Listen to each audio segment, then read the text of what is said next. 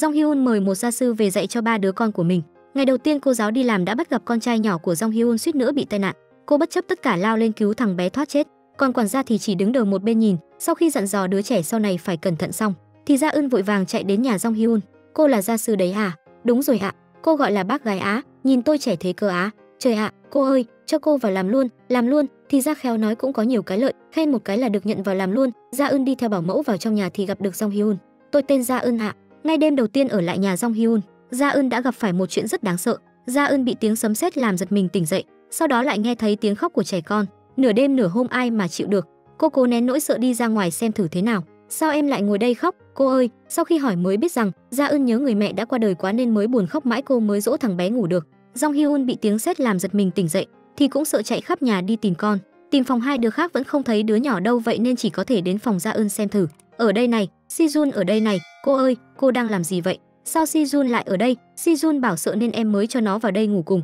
Thì cũng phải nói một tiếng chứ. Ôi trời, chuyện gì thế này? Ngủ ở nhà người ta sao mà ngủ say thế? Con gái của chủ tịch mà đi học cũng bị người ta bắt nạt, vậy mà lại còn chẳng làm gì được bọn chúng. Jenny về nhà khắp người bị thương. Gia Eun thấy vậy thì rất đau lòng, hỏi ai dám đánh em thành như vậy, liên quan gì đến chị? Nhanh ra đi ra khỏi phòng em ngay. Ai làm đây? Nếu bây giờ em không nói thì chị sẽ nói cho bố em đấy. Không được, đừng nói, vì giúp đại tiểu thư báo thù. Gia Eun bảo Jenny gọi mấy người đã bắt nạt cô ra ngoài. Gia Eun cũng đến đó để dạy cho bọn nó một bài học, là mấy đứa bắt nạt Jenny nhà chị đúng không? Mấy đứa lên đây đi. Không ngờ bọn chúng còn dám lên đánh một một. Gia Eun đạp lên mông của đứa đầu tiên, bay ra phía sau đánh gục từng đứa một xuống. Đánh một lúc sau đứa nào đứa nấy đều vô cùng sợ hãi, vội vàng cúi đầu xin lỗi Jenny. Tớ xin lỗi, bọn tớ sẽ không làm vậy nữa. Đằng sau Jenny có chị đây đấy. Jenny, đi thôi nào, anh chỉ nhớ em 1 năm thôi nhé, sau đó quên em đi, nhớ tìm người khác nữa.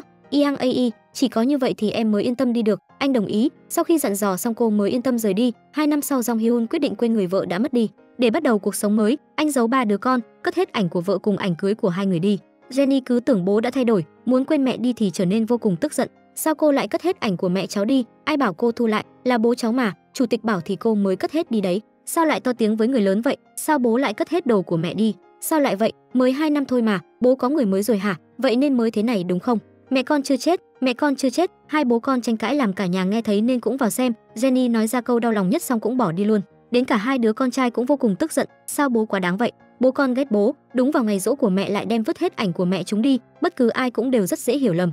Nói gì là 3 đứa trẻ nhỏ như vậy, mỗi lần nghĩ đến bố sẽ cưới một người phụ nữ khác để thay thế vị trí của mẹ ruột, làm sao chúng có thể chấp nhận được. Sau đó Jong Hyun giải thích với Jenny, để cho mẹ con sau này không cần phải lo lắng cho chúng ta mà yên nghỉ trên thiên đường. Vậy nên bố mới cất hết di vật của mẹ đi. Tôi nhất định sẽ trở thành nữ chủ nhân của cái nhà này.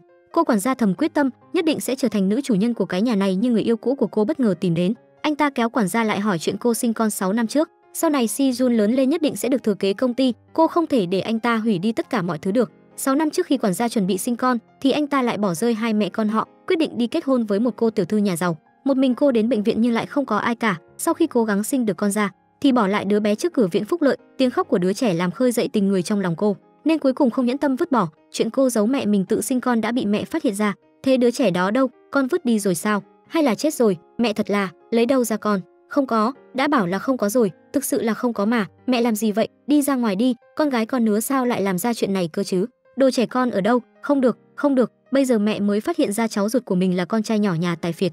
Thì ra con gái cố muốn đến nhà bọn họ làm quản gia là vì muốn chăm sóc cho con, không ngờ cháu ruột lại vẫn luôn ở trước mặt mình.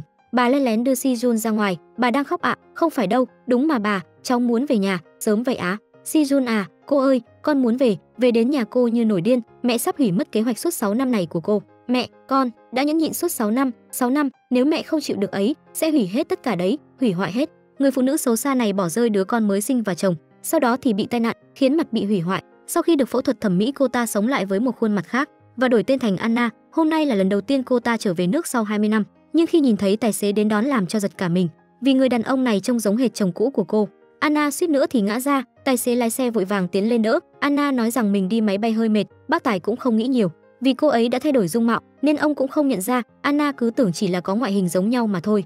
Cô cẩn thận hỏi tên của ông. Tôi tên Park. Quả nhiên là chồng cũ. Anna trong lòng bối rối, không biết phải đối mặt với người đàn ông này như nào. Lần này cô là đại diện của nhà Gian Gian về nước. Gian Gian đã đứng đợi ở cổng từ lâu, quan hệ của hai họ rất thân thiết, mấy đứa con của họ cũng chạy ra chào cô. Anna nhìn thấy Gian Gian, vừa định hỏi tên của cô thì đã bị cắt ngang. Gian Gian thấy bố đang xách hành lý thì vội vàng tiến lên giúp đỡ. Hai người vì ở lại làm việc mà đã phải giả vờ như không quen biết. Anna lại chú ý đến quan hệ của hai người. Cô quay về phòng không dám tin duyên phận lại kỳ diệu như thế, thế mà lại gặp chồng cũ ở đây. Vậy Gian Gian của cô thì sao?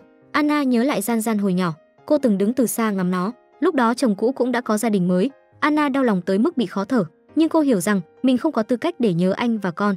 Anna không thể đối diện với chồng cũ, nên quyết định dọn ra khỏi nhà tài phiệt chuyển vào khách sạn ở, nhưng lại bị Gian Gian phát hiện. Anna không biết Gian Gian chính là cô con gái mà cô hằng mong nhớ. Gian Gian định nhờ bố tới đưa cô đi, nhưng Anna lại từ chối. Gian Gian chỉ đành giúp cô xách hành lý, vừa mới sờ vào thì vali đã bị bục ra. Gian Gian vội vàng xin lỗi Anna rồi cúi xuống thu dọn, nhưng cô lại vô tình nhìn thấy tấm ảnh của một đứa trẻ. Sao giống mình hồi nhỏ thế này? Anna lập tức biến sắc. Cô lấy lại cuốn album. Phu nhân này đang chọn quần áo, không ngờ vừa mở phòng thử đồ ra thì đã thấy một anh chàng cơ bắp cuồn cuộn. Anh yêu à, thân hình này của anh là có thật sao? Phú bà không ngừng cảm thán rồi xông thẳng vào trong. Hai người bắt đầu một màn kịch liệt trong phòng thử đồ. Cái gì thế, điên rồi sao? Nhưng mẹ cũng rất nhanh biết được con gái mình đang yêu. Bà sao có thể để con gái mình tùy tiện yêu đương chứ? Thế là bà lập tức tìm thám tử điều tra gia cảnh của chàng trai kia, lại phát hiện ra anh ta đi vào sân sau của nhà mình. Bà vội vàng mang người tới, bước vào mới giận nảy mình. Đây rõ ràng chỉ là nhà cho tài xế ở, sao giờ lại thành cả một gia đình thế này? Càng khiến bà bất ngờ hơn, chàng trai kia lại là con trai của tài xế. Phu nhân tức giận lật tung cái bàn, sau đó thì túm đầu chàng trai, đổ cho anh cố ý quyến rũ cô gái lớn hơn anh 7 tuổi. Đúng là đồ ngu xuẩn mà. Thực tế thì chàng trai không biết bạn gái là con của nhà này. Để không bị đồn thổi, tài phiệt chỉ đành đuổi việc tài xế. Nhìn thấy dáng vẻ ti tiện của bố, Gian Gian chỉ có thể trốn ở trong góc âm thầm rơi nước mắt. Vì mọi người không biết cô là con gái của ông, chàng trai đến tìm bạn gái, anh muốn giải thích mọi chuyện, anh không phải vì tiền mãi yêu cô, nhưng bạn gái lại không nghe anh giải thích. Bạn gái tát cho anh một cái nhằm khẳng định là quan hệ của họ đã chấm dứt từ đây. Gian Gian trách mẹ tại sao lại vẫn muốn ở đây. Bây giờ bố mất việc rồi, mẹ thì vẫn giảo biện, cho rằng mình không trộm không cắp, chẳng làm sai gì cả. Gian Gian hoàn toàn cạn lời, chính vì họ đã tiêu hết tiền của bố nên mới khiến cả nhà không có nơi để về. Cô không muốn phải dây dưa với mấy người vô lý này nữa, nhưng vừa mới ra khỏi cửa thì phát hiện ra một đống đồ ăn. Cô cảm thấy bố mình là một người tốt bụng đến mức ngu ngốc, bị cả nhà mẹ làm cho tán ra bại sản mà vẫn săn sóc họ. Gian Gian vô cùng thương bố, nhưng lời nói ra lại chỉ toàn trách móc. Gian Gian quay người rời đi thì nhận được tin nhắn xin lỗi của bố. Bố thực ra đã định nghỉ việc từ lâu, như vậy thì Gian Gian mới có thể yên tâm làm việc ở nhà tài phiệt. Gian Gian nhìn tin nhắn mà khóc òa lên, vì muốn cô bảo mẫu trẻ này vui, cả nhà tài phiệt đưa cô tới khu vui chơi. Gian Gian vô cùng cảm động, nhưng bọn trẻ không được vui cho lắm, vì ông bố nghiêm khắc của chúng cũng ở đây. Nhìn thấy các trò chơi mạo hiểm, bọn chúng đều hào hứng muốn thử, nhưng tài phiệt lại cho rằng rất nguy hiểm, nên muốn đưa chúng đi chơi cưỡi ngựa. Bọn trẻ biết ngay thể nào cũng thế. Thấy bọn trẻ thất vọng, tài phiệt cũng chỉ đành bất lực đồng ý. Không ngờ khi chơi thì anh ta lại là người vui nhất. Sau khi xuống dưới, lại khăng khăng muốn chơi trò kích thích hơn. Thuyền hải tặc thế nào, tàu lượn siêu tốc thì sao? Tài phiệt bất chấp vẻ mặt sợ hãi của bọn trẻ, đi thẳng tới trò chơi tiếp theo. Sau một ngày chơi đùa, quan hệ giữa tài phiệt và bọn trẻ càng trở nên thân thiết hơn. Đồng thời lúc này Sa cũng quay về nhà, lại phát hiện ra nhà không có ai. Cô vội vàng gọi điện hỏi Gian Gian đã đưa bọn trẻ đi đâu. Gian Gian lúc này không kịp nói nhiều mà đã tắt điện thoại. Cô không hề biết rằng Gian Gian và tài phiệt đang chơi nhà ma. Cảnh tượng đáng sợ đã khiến hai người bất giác nắm tay nhau. Hai người ngại ngùng buông tay, không khí đột nhiên trở nên ám muội. Sau khi chơi đùa cả một ngày, cả đám người vui vẻ trở về nhà. Anna ở đằng xa lại đang nhìn Gian Gian mà đỏ cả mắt. Hóa ra bà đã nghe ngóng và biết được Gian Gian chính là đứa bé mà cô bỏ rơi năm đó. Nhìn thấy Gian Gian vất vả làm việc, Anna rất đau lòng. Cô chỉ muốn quay lại nhà chồng cũ, chất vấn họ tại sao lại để con gái cô sống vất vả như thế. Chồng cũ thì đổ hết mọi lỗi lầm lên người cô, siết chặt cổ của cô, khiến cô không thể thở nổi. Thực tế thì đây chỉ là ảo giác. Năm đó rõ ràng chính cô đã bỏ rơi con, hiện tại làm gì có tư cách gì mà chất vấn. Cô quyết định tự điều tra xem tại sao con gái mình lại vất vả như thế. Thế là Anna vừa chuyển ra khỏi nhà Gian Gian, giờ lại lấy lý do chuyển lại vào. Sau khi biết Gian Gian ra ngoài mua thức ăn, Anna cũng mượn cớ rời khỏi phòng. Nhìn thấy Gian Gian trở về, Anna vội vàng tiến tới chào hỏi. Con gái ở ngay trước mắt, nhưng cô không thể ôm hôn, trong lòng cô rất đau xót. Sau khi Gian Gian rời đi, bà không nhịn được mà rơi nước mắt, thấy Gian Gian ăn mặc đơn giản, trong lòng càng thêm áy náy. Rõ ràng là độ tuổi thanh xuân đẹp đẽ mà phải làm việc vất vả như thế. Bà tới cửa hàng mua một đống quần áo, quay về phát cho mỗi người một món quà, thế mới có lý do tặng quần áo cho Gian Gian. Người đàn ông này đã 60 tuổi rồi mà vẫn phải làm việc vô cùng nguy hiểm. Ông vừa bỏ gạch vào trong thùng, ai ngờ thùng lại vướng vào dây quần của ông, khiến ông ngã từ tầng cao 20 mét xuống. Cô con gái làm bảo mẫu của nhà tài phiệt biết tin, lập tức đi thẳng đến bệnh viện. Lúc này mới biết bố vì mưu sinh mà đi chuyển gạch ở công trường. Cả nhà lo lắng ở bên ngoài chờ phẫu thuật kết thúc. Bác sĩ nói mặc dù phẫu thuật thành công nhưng sau này sẽ để lại di chứng. Lúc này Gian Gian không ngừng tự trách mình. Hôm qua cô vừa buông lời cay nghiệt với bố, sau này coi như là người lạ đi. Bố ơi, con sai rồi, sau này con không dám như thế nữa. Nhìn thấy người bố già yếu của mình, Gian Gian nước mắt lưng tròng, chỉ ước có thể thay bố chịu đựng nỗi đau này. Sau khi thăm bố xong, Gian Gian lại quay về nhà Gian Gian. Gian Gian nghi ngờ hỏi Gian Gian đã xảy ra chuyện gì. Gian Gian nói dối che giấu rằng bạn của cô bị tai nạn, vì trước kia khi bố làm tài xế cho Gian Gian, hai người vẫn giả vờ như là người lạ, nhưng nội tâm cô không cho phép mình lừa Gian Gian thêm lần nào nữa. Thế là cô nói sự thật với anh. Gian Gian vô cùng bàng hoàng ngỡ ngàng, cảm thấy mình như bị lừa. chất vấn Gian Gian lập kế hoạch từ lúc nào. Gian Gian càng giải thích, càng khiến Gian Gian cảm thấy cô là đồ đáng ghét. Anh yêu cầu Gian Gian rời khỏi nhà này. Anna âm thầm quan sát tất cả, lòng đau như cắt. Bà tới tìm Gian Gian cầu xin, nhưng Gian Gian đã coi Gian Gian là kẻ lừa đảo, không cho cô lại gần bọn trẻ. Hôm nay là ngày cuối cùng Gian Gian đưa cậu con trai đi học. Cô phá lệ cho cậu chơi game một lần. Cậu bé thơ ngây không biết chuyện gì xảy ra, chỉ cảm thấy hôm nay là một ngày tuyệt vời. Đến lúc chia tay, Gian Gian nhìn cậu bé mình đã chăm sóc được 1 tháng, ông trầm lấy cậu mà không nỡ rời đi. Anna cũng đi tới, cô an ủi Gian Gian, có chuyện gì khó nói à? Gian Gian nhìn Anna, trong lòng tự dưng sinh ra cảm giác muốn dựa dẫm, thế là cô kể lại câu chuyện của 7 tập trước cho Anna nghe. Anna thấy con gái mình đáng thương như thế thì vô cùng đau lòng. Gian Gian quay về nhà thu dọn hành lý chuẩn bị rời đi. Mọi người trong nhà ai cũng không nỡ, ngoại trừ Sa ra, cô giống như rút được cái gai trong mắt vậy. Người phụ nữ nhìn vào ngôi biệt thự rồi tưởng tượng cuộc sống hạnh phúc của gia đình 3 người, nhưng lại không ngờ cậu con trai của mình lại thích gia sư của mình. Se Jong phát hiện người đến đón mình hôm nay không phải là gia sư. Cậu bé rất thất vọng. Người phụ nữ nói với Se Jong, gia sư Đan Gian tìm được công việc tốt hơn nên đã rời đi rồi. Se Jong quay về nhà phát hiện Đan Gian quả nhiên không ở nhà. Cậu bé bắt đầu khóc. Đan Gian nhìn thấy điện thoại của Se Jong gọi đến, lại nhớ đến Sa ra từng yêu cầu cô không được nhận điện thoại của Se Jong. Đan Gian chỉ đành đau lòng tắt điện thoại, nhưng lúc này Se Jong đang một mình đi bên ngoài đường lớn, nhìn trạm tàu điện ngầm xa lạ. Se Jong do dự nhiều lần, cuối cùng cũng dũng cảm bước xuống thang điện. Cậu bé muốn một mình đi tìm gia sư Gian Gian. Cả nhà tài phiệt phát hiện Se Jong không ở nhà, lập tức ra ngoài tìm kiếm. Yang Guk nhận điện thoại của cảnh sát, liền lập tức lo lắng chạy đến đồn. Se Jong đáng thương ngồi trên ghế, cậu bé nói với Yang Guk rằng vì Gian Gian từng nói cô ấy sống ở gần đây, cô giáo không nghe điện thoại nên cậu bé mới đến đây. Sa ra vừa nghe thấy vậy thì rất khó xử. Mấy đứa con cùng xin Yang Guk cho cô giáo quay lại. Yang Guk cũng không biết làm thế nào để giải quyết chuyện này. Lời giải thích của anh không thuyết phục được mấy đứa trẻ. Mối quan hệ cha con vừa mới tốt lên chút lại lần nữa rạn nứt. Sa ra sau lần này quyết định sẽ không tìm gia sư gia đình nữa, tự mình chăm sóc cuộc sống của cậu con trai. Sa ra âu yếm vuốt ve trán con trai thì phát hiện Se Jong đang sốt nặng. Bác sĩ riêng sau khi khám xong nói Se Jong không có gì nghiêm trọng. Yang Guk lúc này mới yên tâm. Sau khi Sa ra rời đi, Yang Guk nhìn con trai trong lòng cũng bắt đầu dự tính, chẳng nhẽ thực sự do anh hiểu lầm gì đó. Se Jong lúc này tỉnh lại, lần nữa xin Yang Guk đưa Gian Gian trở về, sau này con không cần quà Giáng sinh nữa, nguyện vọng của con là có cô giáo ở bên cạnh. Yang Guk lung lay rồi, anh đồng ý với Se Jong sẽ đưa cô giáo trở về, chuẩn bị bắt đầu con đường tìm kiếm vợ. Sa ra vừa đi rót trà, Yang Guk vội vàng rời khỏi nhà. Anh gọi điện thoại cho Gian Gian.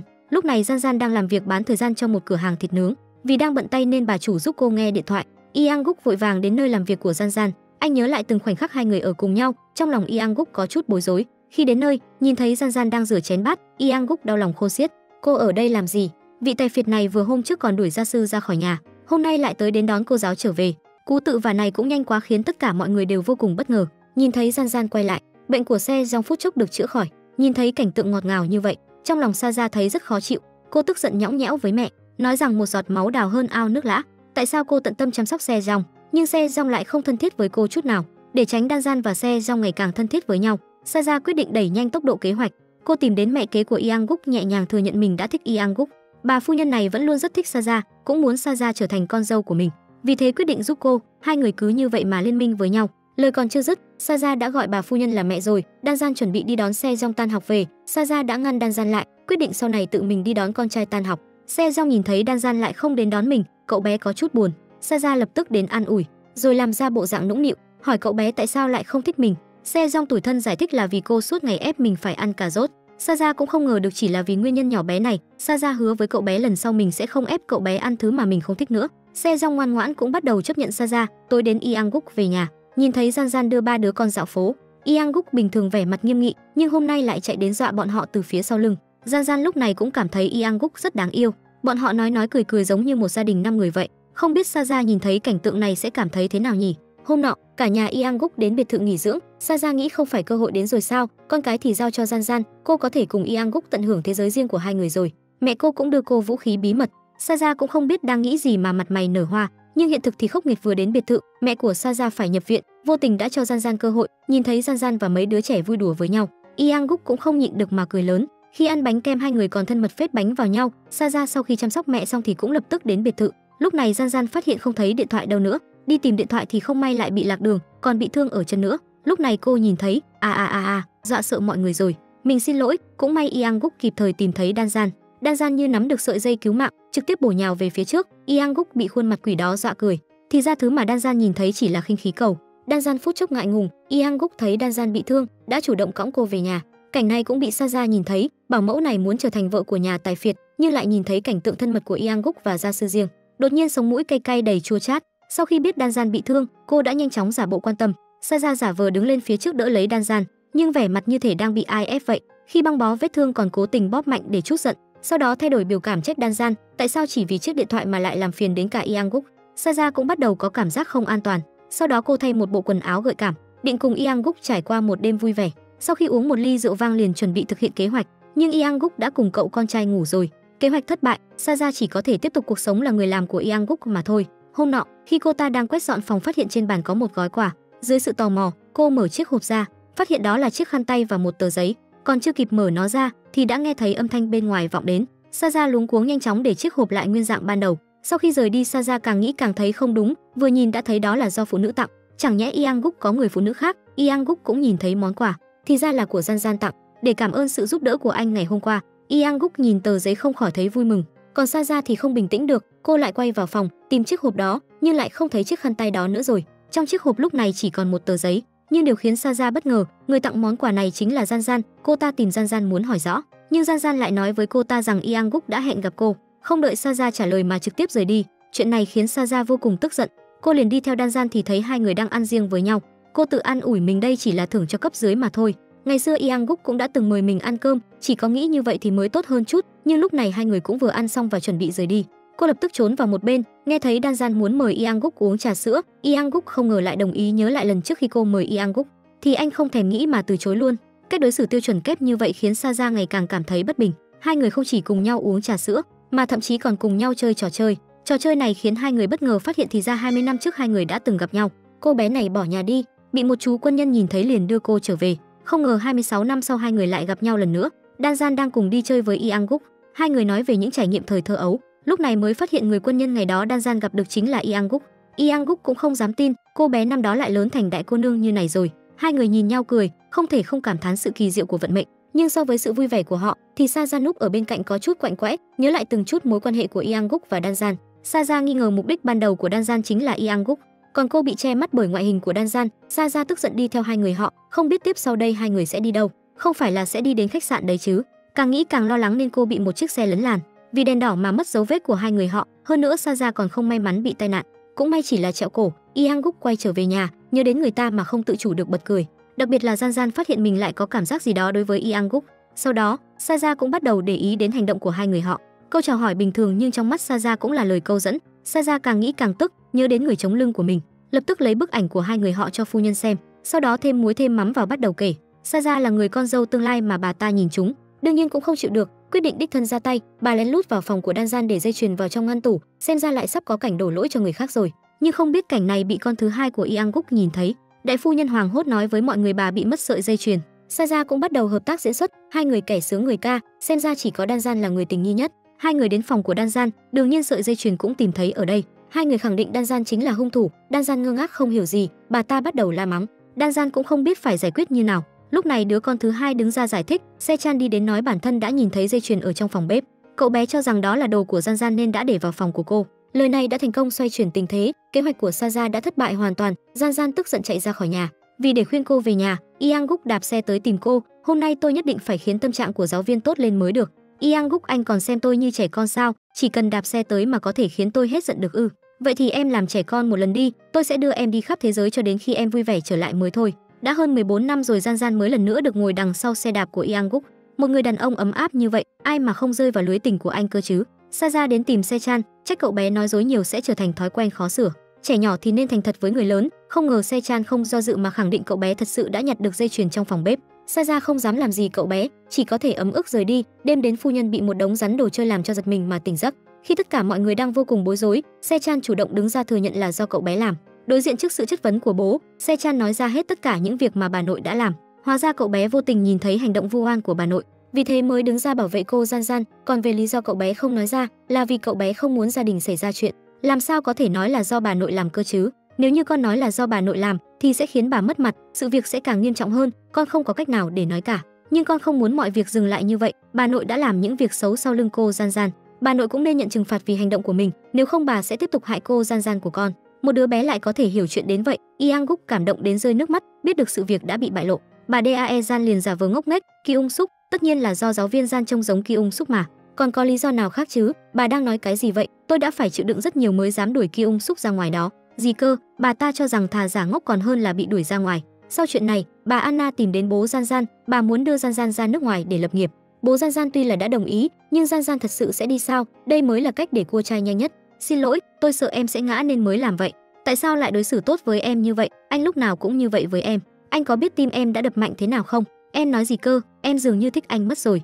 Vừa nhìn thấy anh là tim em lại đập mạnh hơn. Nếu như em bị bệnh tim thì sao? Anh định chịu trách nhiệm thế nào đây? Giáo viên Gian, giáo viên dạy thêm nhân cơ hội say rượu mà tỏ tình với phụ huynh học sinh. Nhiều năm như vậy, cô luôn muốn gặp lại người đàn ông đạp xe lai mình năm đó. Nhưng làm việc với Yang Guk hơn 1 tháng rồi cô vẫn không nhận ra người trước mắt chính là mối tình đầu. Chỉ có thể là 3 nguyên nhân, một là vì anh không mặc quân phục, hai là anh trông khác trước, ba là vì anh trở nên đẹp trai quá rồi. Gian Gian nói xong liền rời đi, bỏ lại Yang Guk đang ngơ ngác đứng đó. Ngày hôm sau tỉnh dậy, Gian Gian cảm thấy vô cùng hối hận với hành động ngày hôm qua. Sau này làm sao có thể đối mặt với Yang Guk đây?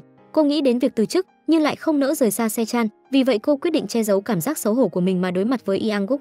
Nhưng khi nhìn thấy Yang Guk cô lại vô cùng kích động. Yang Guk, tối qua tôi về có hơi muộn, không nhớ được hôm qua làm thế nào để về nữa, thật sự không nhớ chút nào cả. À vậy sao? Vâng, vì lâu lắm rồi mới được ở cùng với bố mẹ, nên khi nhìn thấy họ tôi đã vô cùng kích động, vì thế nên hình như cũng uống hơi nhiều. Tôi không có làm gì có lỗi với anh đâu chứ? Không phải nói một chút cũng không nhớ sao? Không, một chút cũng không nhớ, tôi đã gặp anh sao? Không nhớ thì thôi vậy, chắc là ảo giác của cô thôi. Chào ngài Yang Guk, anh đã làm việc vất vả rồi. Yang Guk sẽ tin mình không nhớ gì chứ? Bề ngoài Yang Guk tỏ ra không quan tâm.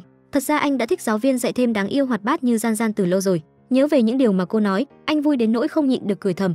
3 người học sinh vô cùng tò mò về chuyện tình cảm của Gian Gian, nên đã cố ý nhắc đến trò chơi thử thách nói thật. 3 đứa trẻ kết hợp thông đồng với nhau. Con thắng rồi con muốn hỏi cô Gian Gian. Được rồi con hỏi đi, cô đã có người yêu chưa? Chưa có. Cô nói thật sao? Cô thật sự không có mà. Cô giáo à, chúng ta chơi lại lần nữa đi. Quản tù tì ra cái gì ra cái này, con cũng muốn hỏi cô Gian Gian. Được con nói đi, vậy người mà cô thích thì sao ạ? Cô mà không trả lời sẽ bị phạt đó ạ. 1, 2, 3 có. Cô bảo có nhá. Vậy người đó là ai à? Hai người biết nhau khi nào ạ? Có đẹp trai hơn con không? Bố ơi. Gian Gian nhìn thấy Yang Guk, lập tức ngại ngùng chạy về nhà. Cô quyết định sẽ né tránh Yang Guk cho đến khi hoàn toàn buông bỏ được tình yêu của mình dành cho anh. Nhưng người tính không bằng trời tính, Gian Gian đi uống nước liền gặp phải Yang Guk.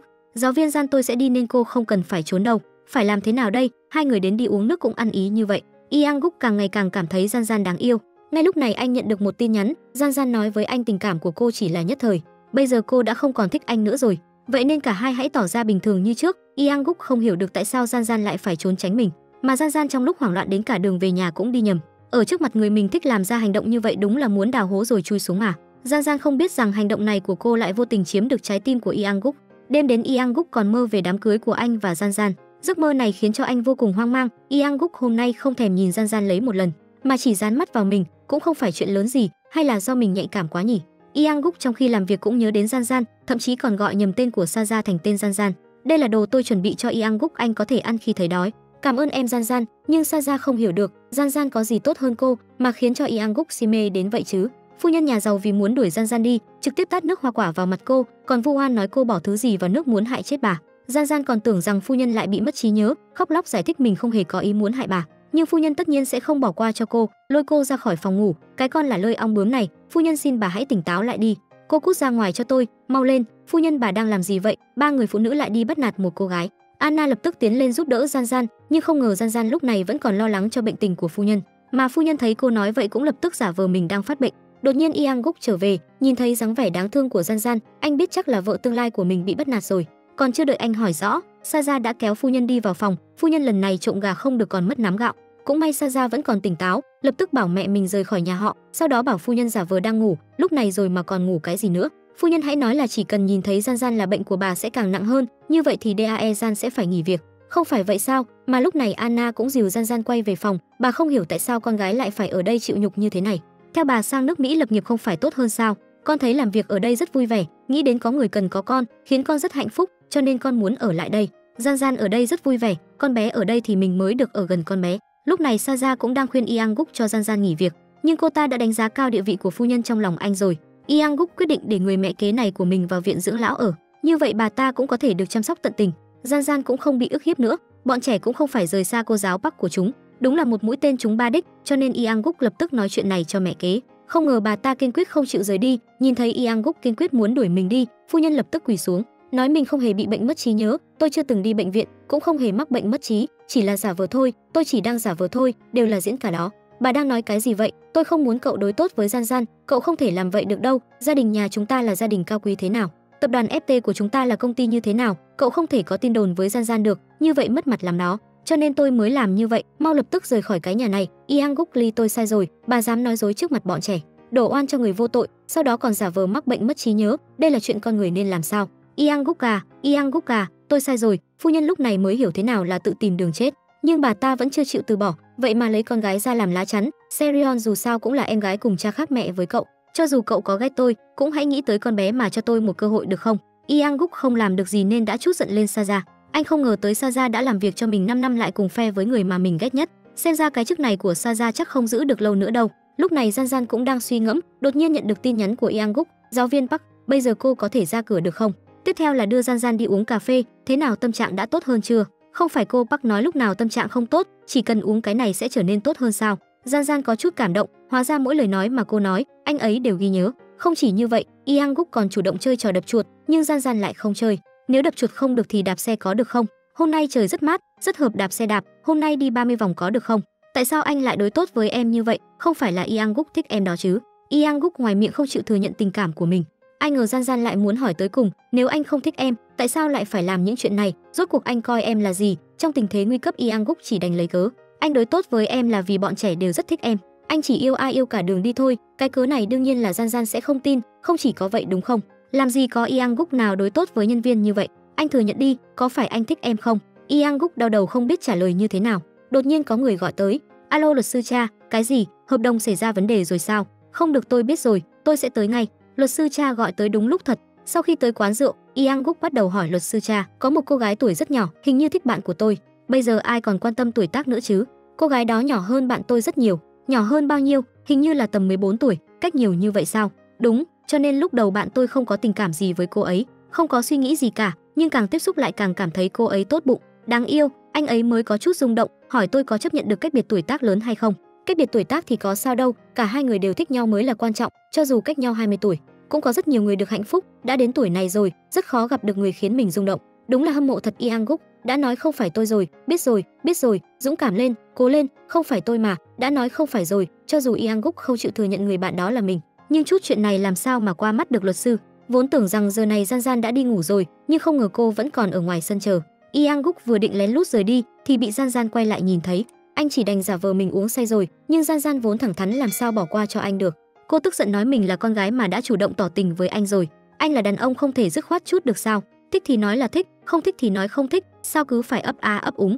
Yang Guk lúc này cũng nói suy nghĩ thật của mình với cô. Tuổi của anh lớn hơn em rất nhiều, lại còn có 3 đứa con, sợ sẽ liên lụy tới em. Gian Gian lại nói cô không để ý những chuyện đó, cô cho rằng chỉ cần hai người họ đều thích nhau là được. Sau đó cô cho Yang Guk một thời gian để suy nghĩ, nếu như đồng ý ở bên cô thì hãy treo khăn tay trắng ở trên cây trước 12 giờ tối mai. Nếu đến lúc đó mà không có khăn trắng thì cô sẽ kết thúc mối tình đơn phương này. Gặp được một người mình thích là rất khó, Yang Guk sẽ lựa chọn thế nào đây? Phu nhân nhà giàu lật mặt rất nhanh, mới hôm trước còn hất nước ép vào mặt cô giáo Park, bây giờ đã chủ động làm hòa, còn tặng cho cô một dây chuyền kim cương trị giá hàng tỷ đồng, khiến cho Gian Gian bị dọa một trận, khi không mà tỏ ra ân cần, không phải chuyện gian trá thì cũng là chuyện trộm cắp. Nhưng phu nhân lại đảm bảo sau này sẽ không hãm hại cô nữa, còn gọi gì tới làm chứng, nhưng rất nhanh bà ta đã lộ ra ý đồ thực sự của mình.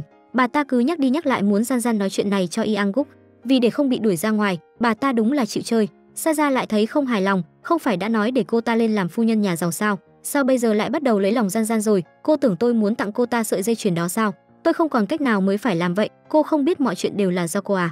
Cái gì? Bởi vì cô làm không tốt, cho nên tôi mới phải ra nông nỗi này, là vì ai mà tôi lại phải cúi đầu trước con nhỏ đó chứ hả? Phu nhân, cô cũng đừng chỉ trông chờ vào tôi, cô cũng phải cố gắng đi chứ. Cô rốt cuộc đã làm cái gì vậy hả? Saja tức giận nhưng không làm được gì, chỉ đành ăn thật nhiều cho vơi nỗi buồn. Mẹ cô thấy con gái mình ấm ức như vậy thì rất đau lòng. Nếu không phải cháu ngoại của bà bị mất tích thì cho dù thế nào bà cũng không đồng ý cô gả cho người đã kết hôn. Gian Gian đi tới dưới cây nhưng cũng không nhìn thấy khăn trắng. Lúc này cô mới biết có lẽ mình thất tình thật rồi. Đột nhiên bố cô gọi tới, hóa ra là dì của cô muốn mời cô ăn cơm. Cô chạy đến gặp bố mình, không ngờ lại bị Saja ở trên xe nhìn thấy hết. Cô ta bắt đầu suy nghĩ về quan hệ của hai người, tưởng mình đã bắt được nhược điểm của Gian Gian, theo dõi bọn họ chụp rất nhiều ảnh. Cô tin chắc những thứ này có thể đuổi Gian Gian ra ngoài, nhưng Saja lại không biết dì của Gian Gian lại chính là chủ nhà của mình. Sau khi ăn xong, Gian Gian lập tức chạy tới nhà Yang Guk, nhưng lại khiến cô phải thất vọng rồi, mà Yang Guk cũng do dự suốt một ngày. Trong đầu luôn nhớ tới lời tỏ tình của Gian Gian, ngay cả lúc đang họp cũng không tập trung, chỉ còn 30 phút nữa là tới 12 giờ, Yang Guk lúc này mới lái xe như điên chạy về nhà. Có chuyện gì vậy? Hôm nay mình không cầm theo khăn tay sao? Anh nghĩ treo khăn của Gian Gian tặng cũng được, nhưng tìm mãi cũng không tìm thấy cái khăn đó. Cái khăn tay đó đâu rồi? Không còn thời gian nữa rồi, khó khăn lắm mới hạ quyết tâm đối mặt với tình cảm của hai người. Nhưng cuối cùng lý trí đã chiến thắng cảm xúc, anh nghĩ dù có thích mấy cũng không được làm khổ Gian Gian. Định quay người rời đi, ai ngờ một cơn gió lớn nổi lên, không được chiếc khăn đó bay từ đâu tới vậy hả? Không được, mình đã lớn tuổi thế này rồi, còn có 3 đứa trẻ. Yang Guk, Gian Gian hiểu lầm chiếc khăn đó là do anh treo lên, trực tiếp xông lên ôm lấy anh, đúng là thời tới cản không nổi. Lúc này đúng lúc vừa qua 12 giờ, Gian Gian quyết định đi uống rượu để chúc mừng ngày hẹn hò đầu tiên của hai người. Mà Yang Guk lúc này cũng chấp nhận sự thật, tuy là cách biệt tuổi tác rất lớn, nhưng hai người thật sự rất ngọt ngào, nhưng rất nhanh đã bị Saja phá đám. Cô ta điều tra ra được Gian Gian là con gái của tên tài xế phạm tội lừa đảo, vui tới mức cười không khép nổi miệng, lập tức đem tin tức này nói cho phu nhân, còn lấy ra bức ảnh của Gian Gian đang nắm tay tài xế. Phu nhân nhìn thấy liền rất tức giận, bà ta lập tức bày ra bộ mặt chủ nhân, hỏi Gian Gian mục đích cô tới đây dạy học là gì.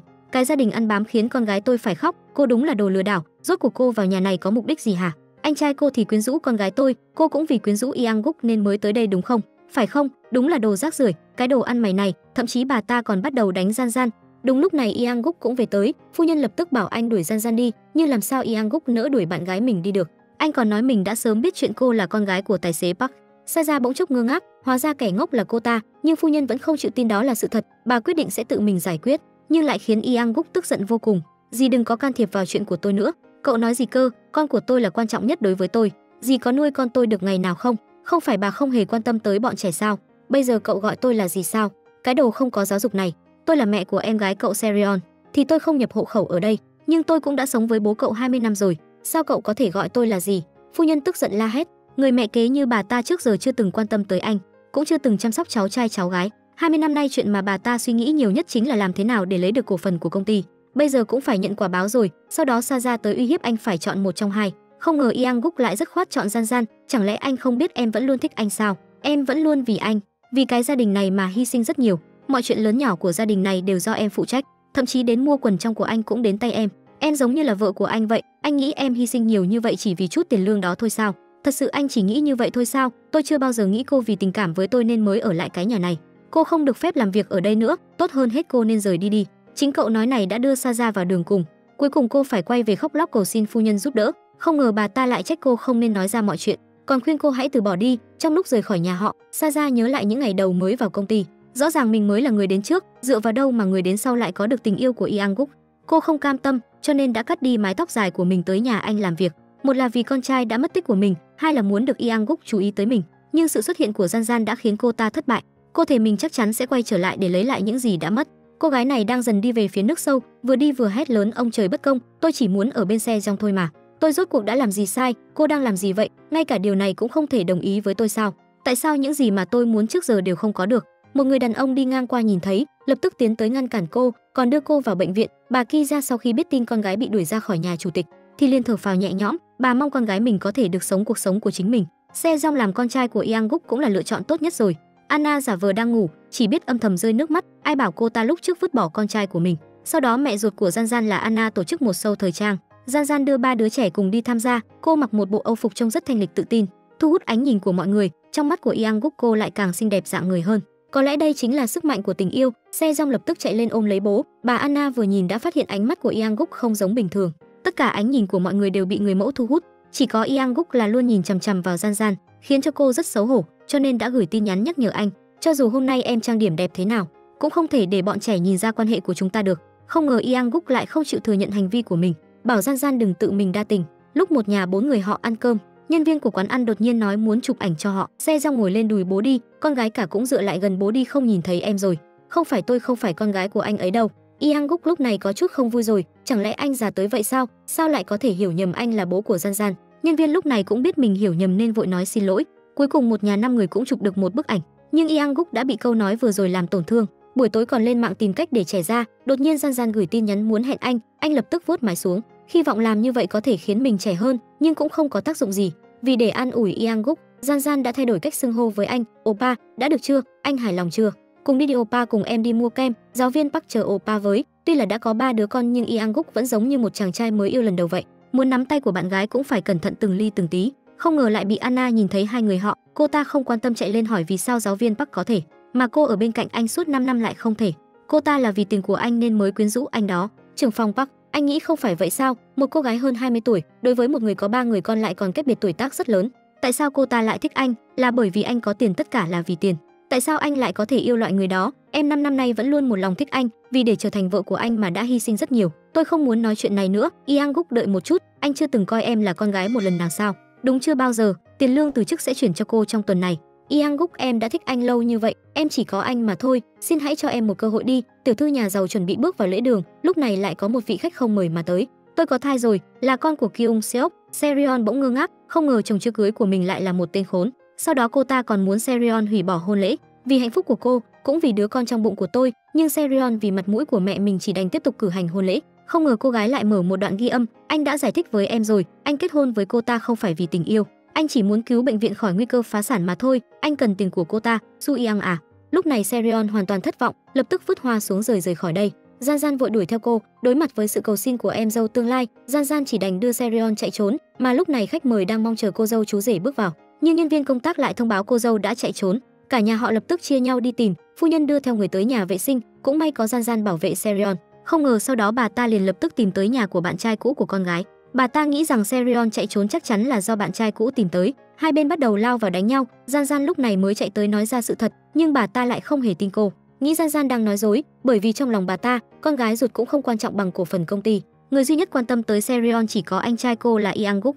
Xin lỗi, tôi đã phạm phải sai lầm lớn thưa chủ tịch. Không, anh vợ, xin hãy bỏ qua cho em, nếu không nhà em sẽ toang mất. Nếu anh bỏ qua cho em lần này, thì cả đời này em sẽ chỉ có mình Sereon thôi. Đừng bao giờ nhắc tới tên Sereon từ miệng của cậu. Bỏ rơi bạn gái đang mang thai của mình chỉ vì tiền.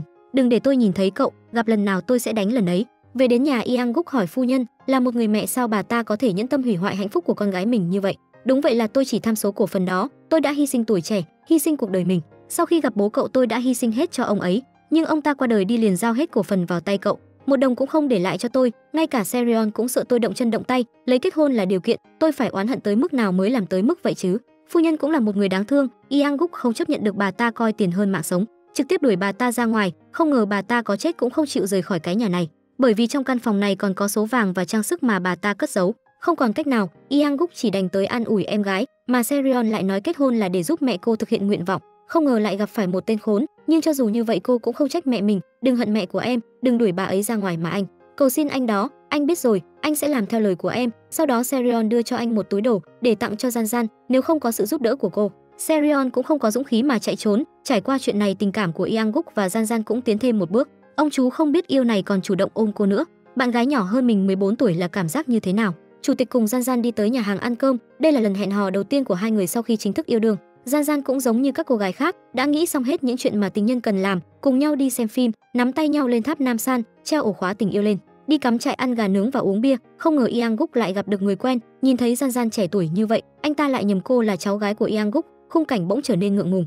Cũng may vợ của anh ta đã kịp thời gọi anh ta đi, nhưng lúc hai người vào thang máy đi về, lại lần nữa gặp được họ. Thật sự không phải là cháu gái sao? Nhìn cô ấy nhỏ tuổi quá, anh còn tưởng là cháu gái cơ. Anh nghe nói vợ của cậu ấy vừa qua đời không lâu, anh nói xem sao con gái nhà người ta lại hẹn hò với anh ta. Gần đây một số cô gái chỉ cần thấy là người có tiền thì vội sát lại gần. Yang Guk nghe thấy lời này muốn tiến lên lý luận với họ, nhưng lại bị Gian Gian chặn lại, bởi vì cô không để ý cái nhìn của người khác, chỉ cần mình không thẹn với lòng là được. Nhưng Yang Guk lại có chút dao động. Anh tâm sự với luật sư cha, bạn trai bạn gái cách biệt tuổi quá lớn cũng là vấn đề sao? Không phải vấn đề này, tôi sợ vì tôi mà làm tổn thương tới cô ấy. Cũng phải, điều kiện khác biệt quá lớn sẽ nảy sinh rất nhiều vấn đề, nhưng mà tình yêu nào chả phải trải qua đau khổ. Anh thích cô ấy thì cứ tiếp tục ở bên cô ấy là được. Ngày hôm sau, Gian Gian cùng bọn trẻ chơi trò chơi. Yang Guk tuy là không tham gia nhưng ánh mắt của anh lúc nào cũng nhìn về phía Gian Gian. Yêu một người đúng là rất khó giấu. Anna rất nhanh đã hiểu ra anh thích con gái mình, tuy bà vẫn chưa nhận lại Gian Gian, nhưng là một người mẹ làm sao bà không quan tâm tới chuyện tình cảm của con mình được.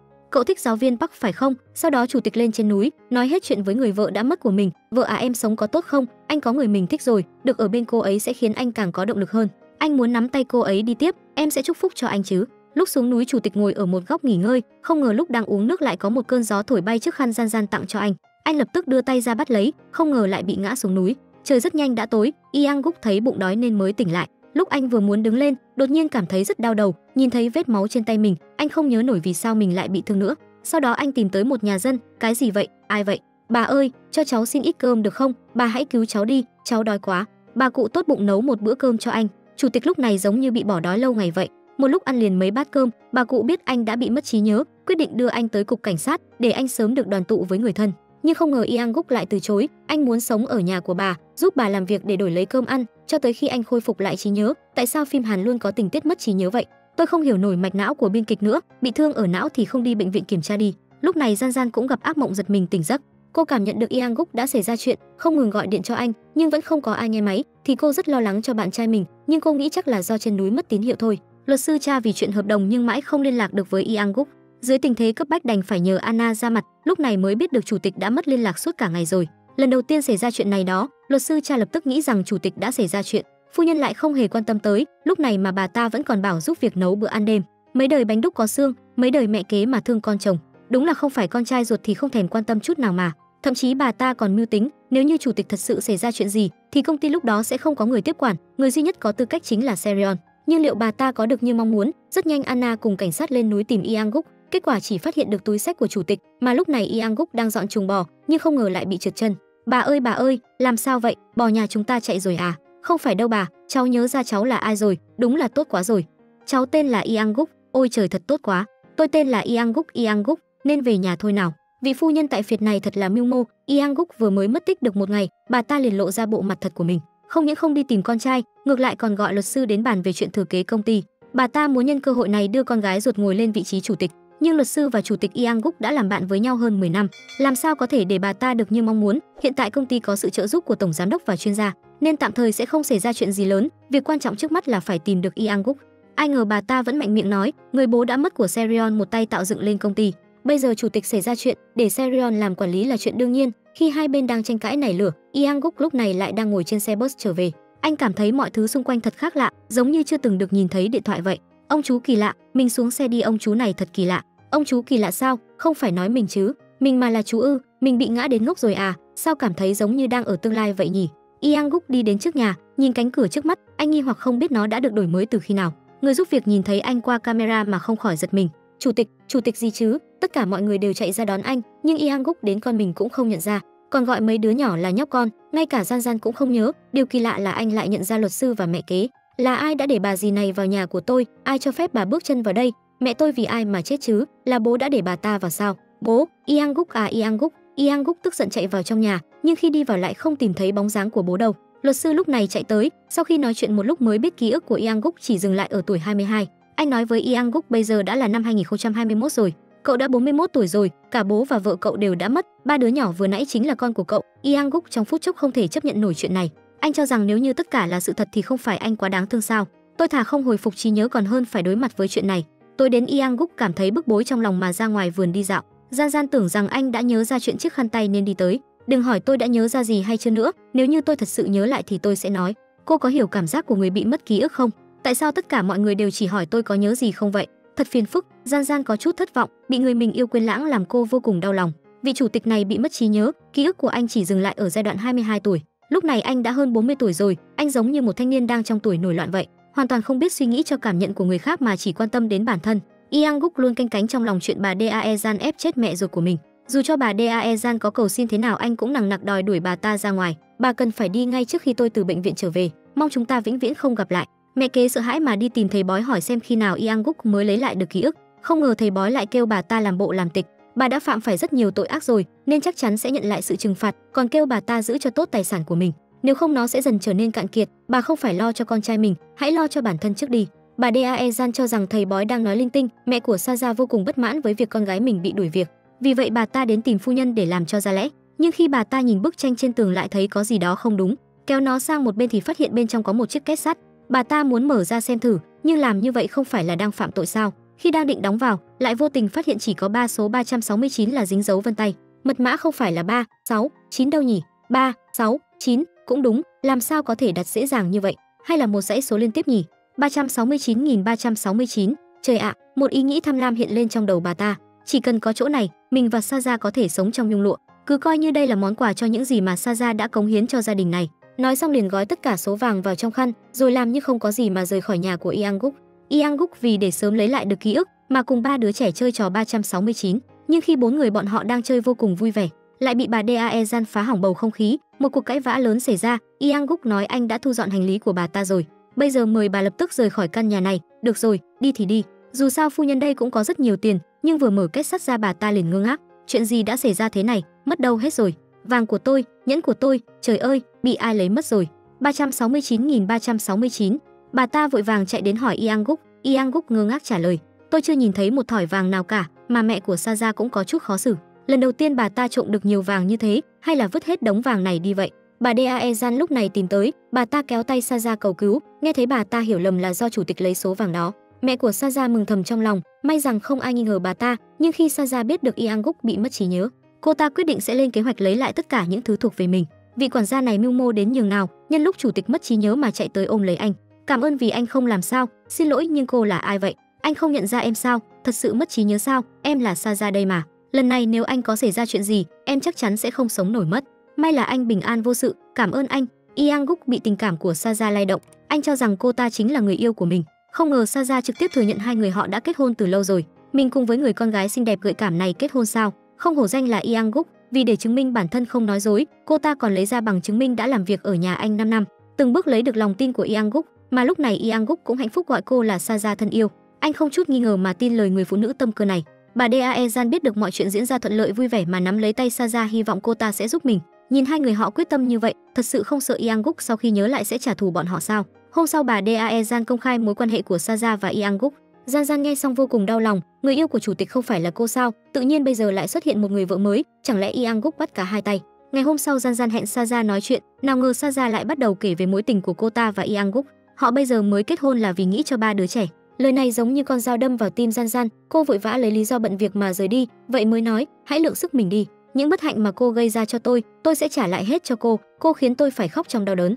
Vậy thì cũng nên từ từ cảm nhận cảm giác đó đi. Gian có chút không hiểu được, rõ ràng đã có người yêu rồi, vậy thì buộc khăn hẹn ước lên cây làm gì chứ?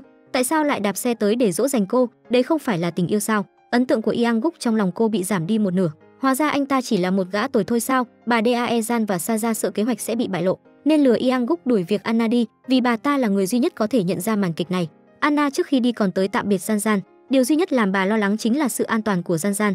Anna nói với cô nếu như không chịu được nữa, nhất định không được giấu bà. Yang Guk không biết mình đã làm ra chuyện tồi tệ, còn chủ động đến khen ngợi Saja. Chủ tịch thật đỉnh, em thật sự bị thu hút trước vẻ đẹp của chủ tịch đó. Thật sao? Saja nhân lúc Yang Guk bị mất trí nhớ, đã giả vờ mình là vợ chưa cưới của anh, còn cố ý thể hiện tình cảm trước mặt Gian. Nắm tay Se Jong ra ngoài, Yang Guk sau khi mất trí nhớ hoàn toàn như biến thành một người khác, không những rủ Se Jong chơi game, còn dạy cậu bé nói bậy. Saja lập tức nhắc nhở anh không được dạy hư trẻ con, nhưng Yang Guk lại nói những thứ này anh đều học từ Se Jong. Saja không biết phải làm thế nào, bây giờ điều cô ta mong muốn nhất là Yang Guk không bao giờ nhớ lại được nữa. Nhưng trong lúc họ chơi gôn, Yang Guk lại nhờ vào quả bóng mà nhớ ra vài chuyện. Yang Guk, anh làm sao vậy? Anh không thoải mái sao? Đau đầu sao?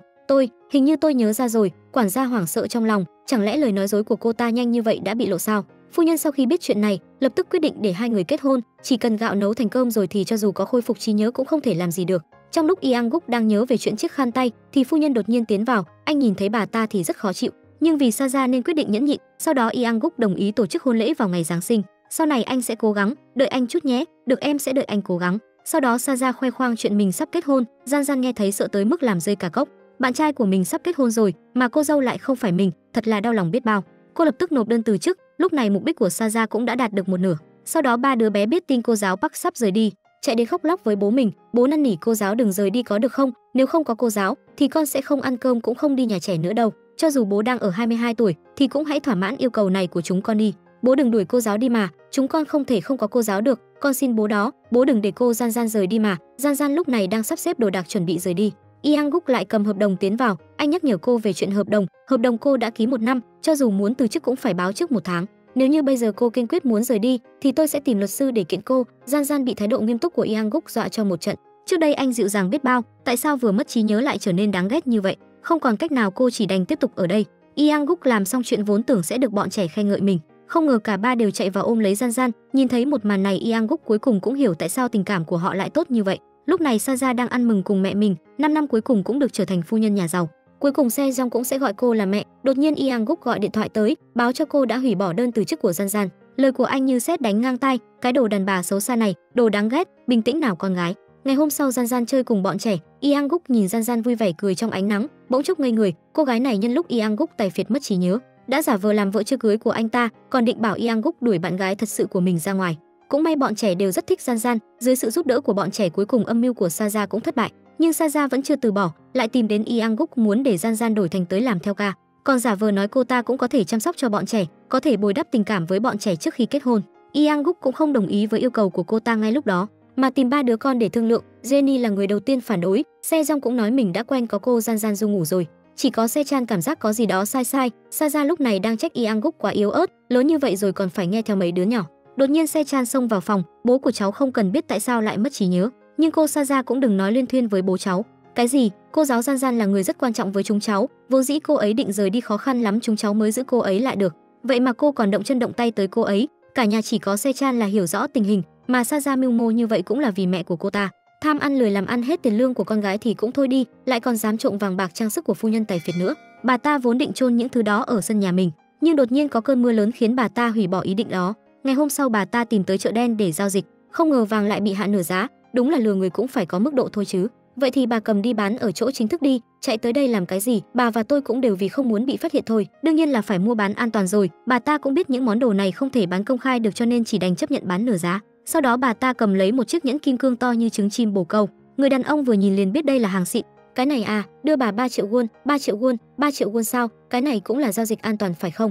Mà lúc này phu nhân lại tưởng số vàng đã bị Ianguk giấu đi, lén lén lút lút tới phòng làm việc của anh để tìm, không ngờ lại bị bắt tại trận. Sau đó Saja lập tức đưa bà ta đi, còn trách bà ta nếu không muốn bị đuổi ra ngoài thì đừng xuất hiện trước mặt Ianguk nữa. Bây giờ cô đang nổi cáu với tôi sao? Cô gái này là Saja của nhà Tài Phiệt, nhưng cô ta lại vọng tưởng được trở thành phu nhân nhà họ. Mô hình mà Sechan lắp ráp suốt 2 tiếng bị em trai làm rơi. Cậu bé tức giận lập tức đẩy ngã Sejong. Sajang nghe thấy tiếng khóc thì lập tức chạy tới. Cô ta không hỏi rõ mọi chuyện đã trách móc Sechan, hỏi cậu bé học thói xấu này ở đâu, thành tích học tập đã không tốt, lại còn suốt ngày chơi đồ chơi. Sechan vừa định cãi lại thì Gian Gian chạy tới. Cô giáo Park cô dạy dỗ bọn trẻ kiểu gì vậy? Làm ơn hãy dạy Sechan cách yêu thương em trai mình trước đi, sau này đừng để xảy ra chuyện Sejong bị đánh nữa. Sau đó Gian Gian không ngừng an ủi Sechan, còn muốn giúp cậu bé lắp lại mô hình. Không ngờ Sechan lại bảo cô hãy vứt nó đi. Đồ chơi có thể làm lại được nhưng một đứa bé bị tổn thương làm thế nào mới có thể bồi đắp đây? Mà Sejong cũng biết lỗi sai của mình, cậu bé muốn đi xin lỗi anh trai mình, là anh trai con sai. Sejong làm hỏng đồ chơi chỉ là sơ ý thôi, nhưng anh trai đánh Sejong là không đúng. Cô đã từng nói sau này lớn lên Sejong sẽ trở thành người như thế nào nhỉ? Một người xuất sắc, đúng vậy, Sejong sẽ trở thành người thừa kế quan trọng nhất của tập đoàn FT. Cách giáo dục của cô ta đúng là khiến tôi phải ngạc nhiên. Giáo dục như thế đúng là sẽ làm hư đứa bé mà. Một ngày nọ hai anh em đang chơi cùng nhau, cả hai người đều bị ngã. Sau khi thấy Sejong khóc, Sechan lập tức chạy tới dỗ em. Trời ơi, làm sao đây? Sechan con đã làm gì Sejong nhà chúng ta vậy hả? Không phải cháu không làm gì hết, còn nói dối nữa, con có biết nói dối là rất xấu không? Trưởng phòng do cô đang làm cái gì vậy? Sechan, nếu con còn dám bắt nạt Sejong nhà chúng ta thì con cứ chờ đó.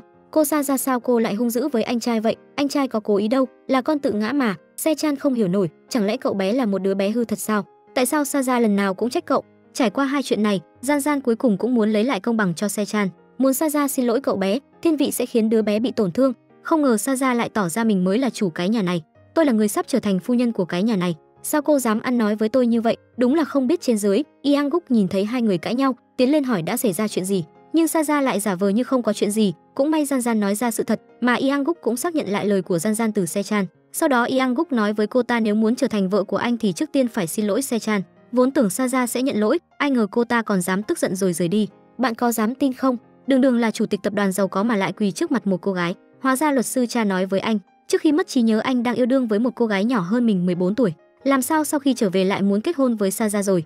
Bất ngờ quá đi mất. Chủ tịch sau khi nghe được sự thật, nhưng vẫn không hề nghi ngờ là Saja nói dối, ngược lại còn tưởng mình bắt cá hai tay. Saja sợ người qua đường đánh giá bọn họ, vội vàng đỡ anh dậy. Sau đó chủ tịch thẳng thắn nói mọi chuyện. Saja lúc này cũng hiểu được, cô gái nhỏ hơn 14 tuổi đó chính là Gian Gian, nhưng cô ta vì giữ hình tượng dịu dàng của mình, chỉ đành phải giả vờ tha thứ cho anh. Chủ tịch mà em quen không phải loại người đó. Chủ tịch đối với em rất trung thủy, nếu như có cô gái nhỏ tuổi hơn đó thì chắc có lẽ không phải anh thích cô ta đâu, là cô gái đó đơn phương theo đuổi anh đó. Một chiêu lấy lùi làm tiến này khiến chủ tịch càng thêm áy náy. Ngày hôm sau anh liền sắp xếp một bữa tiệc dưới ánh nến, tự mình xuống bếp để nấu ăn cho Saja, còn chuẩn bị cả bó hoa 99 bông hồng, thậm chí còn chuẩn bị nhẫn cầu hôn. Chẳng trách Saja muốn làm phu nhân nhà giàu đến vậy. Chủ tịch lãng mạn như thế này thì ai mà chịu nổi chứ. Vào lúc hai người định tiến thêm một bước, chủ tịch đột nhiên lại đẩy cô ta ra. Ôi trời ạ, rời đi trong không vui. Chủ tịch một mình tới cửa hàng tiện lợi uống rượu, không ngờ lại bị Gian Gian gặp phải.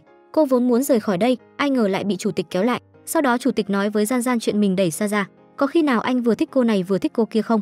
Bởi vì bắt cá hai tay nên mới đẩy Saja ra. Ôi trời, làm sao mà cô giáo Park lại biết chuyện này? Thứ xấu xa nhất trên thế giới này chính là ngoại tình. Người nào ngoại tình thì phải tách hai chân của họ ra. Những người ngoại tình đều không đáng được tha thứ. Tuy là rất tức giận, nhưng khi biết tin Saja không đạt được mục đích, Gian Gian lại cực kỳ vui vẻ. Nhưng ngày hôm sau chủ tịch lại đưa Saja đi xem phim, nhìn hai người lại hòa hảo với nhau, Gian Gian cũng hoàn toàn thất vọng. Cô tìm tới Anna nói hợp đồng của mình sắp hết hạn, nên cô sẽ cùng bà đi sang Mỹ, nhân cơ hội còn 6 tháng này có phải học tiếng Anh. Lúc này Saja lại không hề chú ý xem phim. Chủ tịch ăn nào, cảm ơn, chủ tịch cũng bón cho em ăn đi. Trưởng phòng do, chúng ta của ai người đấy tự ăn đi, như vậy thoải mái hơn. Sau khi xem phim xong, Saja đề nghị đi ăn chung, không ngờ chủ tịch lại giả vờ mình bị đau bụng. Quả đúng là một khi đã ghét ai thì cho dù mất trí nhớ, cơ thể cũng chủ động bài xích cô ta. Trưởng phòng do không phải là người sắp kết hôn với tôi sao? Nhưng tại sao lúc ở cùng nhau tôi lại thấy nhàm chán vô vị đến vậy? Tôi phải làm gì đây? Trải qua chuyện này, chủ tịch quyết định không ép buộc bản thân mình khôi phục trí nhớ nữa, cũng mặc kệ chuyện gì xảy ra khi anh chưa mất trí nhớ. Một ngày nọ 5 người cùng nhau chơi trò chơi, Gian Gian và chủ tịch đi vào trong rừng nhặt bóng. Đột nhiên Gian Gian lại bị trượt chân. Gian Gian lúc sắp ngã còn không quân kéo theo chủ tịch ngã chung. Nhìn cô gái xinh đẹp trẻ trung trước mắt mình, chủ tịch cũng không nhịn được, trực tiếp hôn cô. Kết quả lại bị Gian Gian tát cho một cái. Trong mắt của cô, chủ tịch chính là một tên khốn. Dù sao anh ta cũng đã có vợ chưa cưới rồi, nhưng chủ tịch rất ấm ức, nói bản thân chỉ sợ cô giáo Bắc bị thương thôi. Tại sao lại nhìn tôi? Tôi nhìn lúc nào? Có chứng cứ không? Mã tôi nhìn thì có làm sao? Cái gì? Bây giờ cô bảo tôi cố ý chứ gì? Rõ ràng là tôi đã cứu cô, mà bây giờ cô còn trách ngược lại tôi. Hơn nữa, tại sao tôi lại ngã xuống đây? Người lôi tôi theo là ai vậy hả? Không phải là cô cố ý dựng nên chuyện này đó chứ? Hôn con gái nhà người ta mà còn tỏ ra mình mới là người đúng, chỉ có chủ tịch mới làm vậy được thôi, còn đổ hết trách nhiệm lên người Gian Gian. Gian Gian tức muốn phát điên, đang muốn cãi lại chủ tịch thì lại bị bọn trẻ gọi về.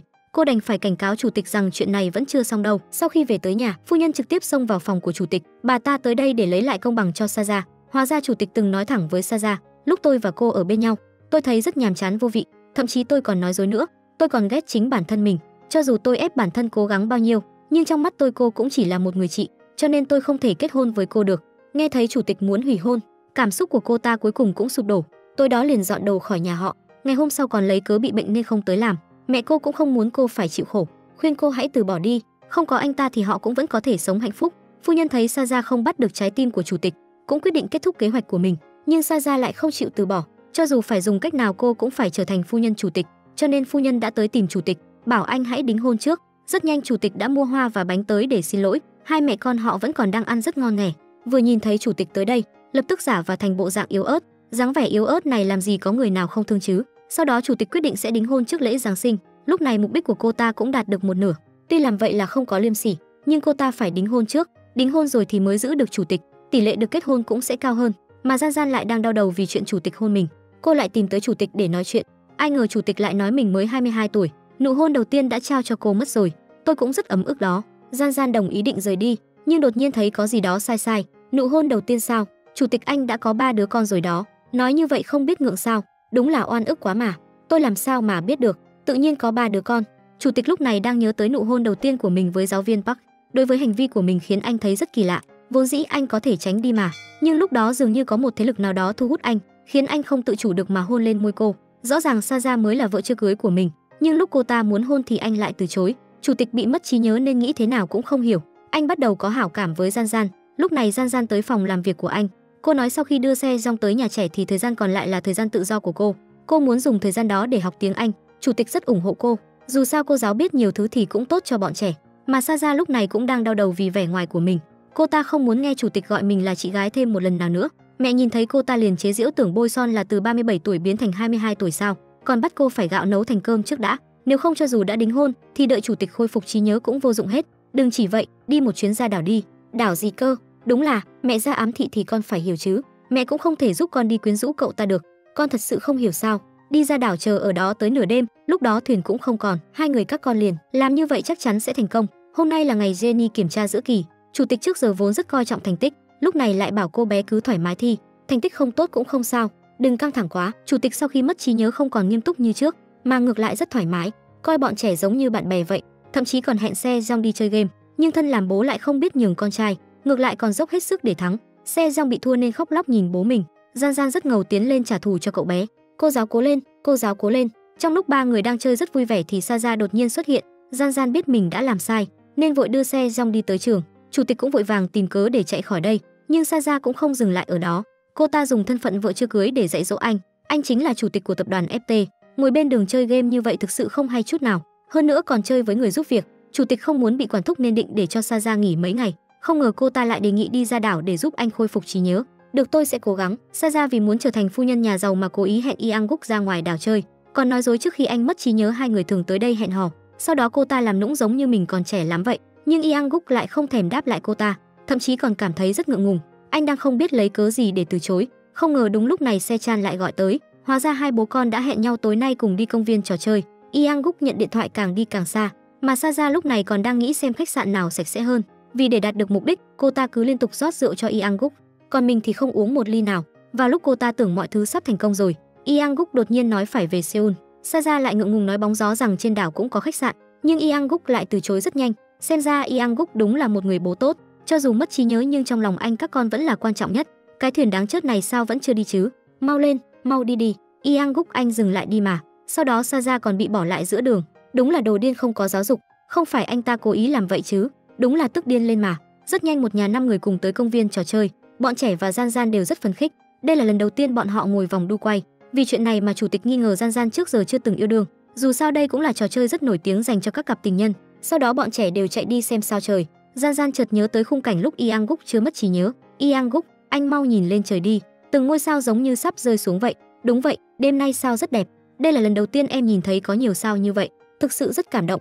Gian Gian lúc này quả thực không cầm được nước mắt. Hai người đã từng tốt đẹp biết bao, nhưng bây giờ anh lại thành chồng chưa cưới của người khác, trong lòng thấy rất khó chịu. Yang Guk lúc này cũng không hiểu gì, còn tưởng mình đã làm sai điều gì. Ngày hôm sau Gian Gian đưa xe Jong đi học, vừa quay đầu liền nhìn thấy Yang Guk. Anh đặc biệt tới đây để đưa cô đi học, không ngờ lại nhìn thấy Gian Gian vừa nói vừa cười với một người đàn ông khác. Sau đó hai người còn cùng nhau vào lớp học. Yang Guk bắt đầu tưởng tượng quan hệ của hai người, thậm chí còn cho rằng Gian Gian đi học tiếng Anh chỉ để yêu đương. Yang Guk tới đến mức xông vào cửa hàng tiện lợi, lấy bừa một lon nước. Anh vốn muốn uống cho vơi cơn tức, ai ngờ vừa uống một ngụm lại phải phun ra. Nhân viên nhắc anh phải thanh toán trước, không ngờ một lon nước này lại có giá 5.000 won. Anh sờ túi mình lại phát hiện quên đem ví tiền theo.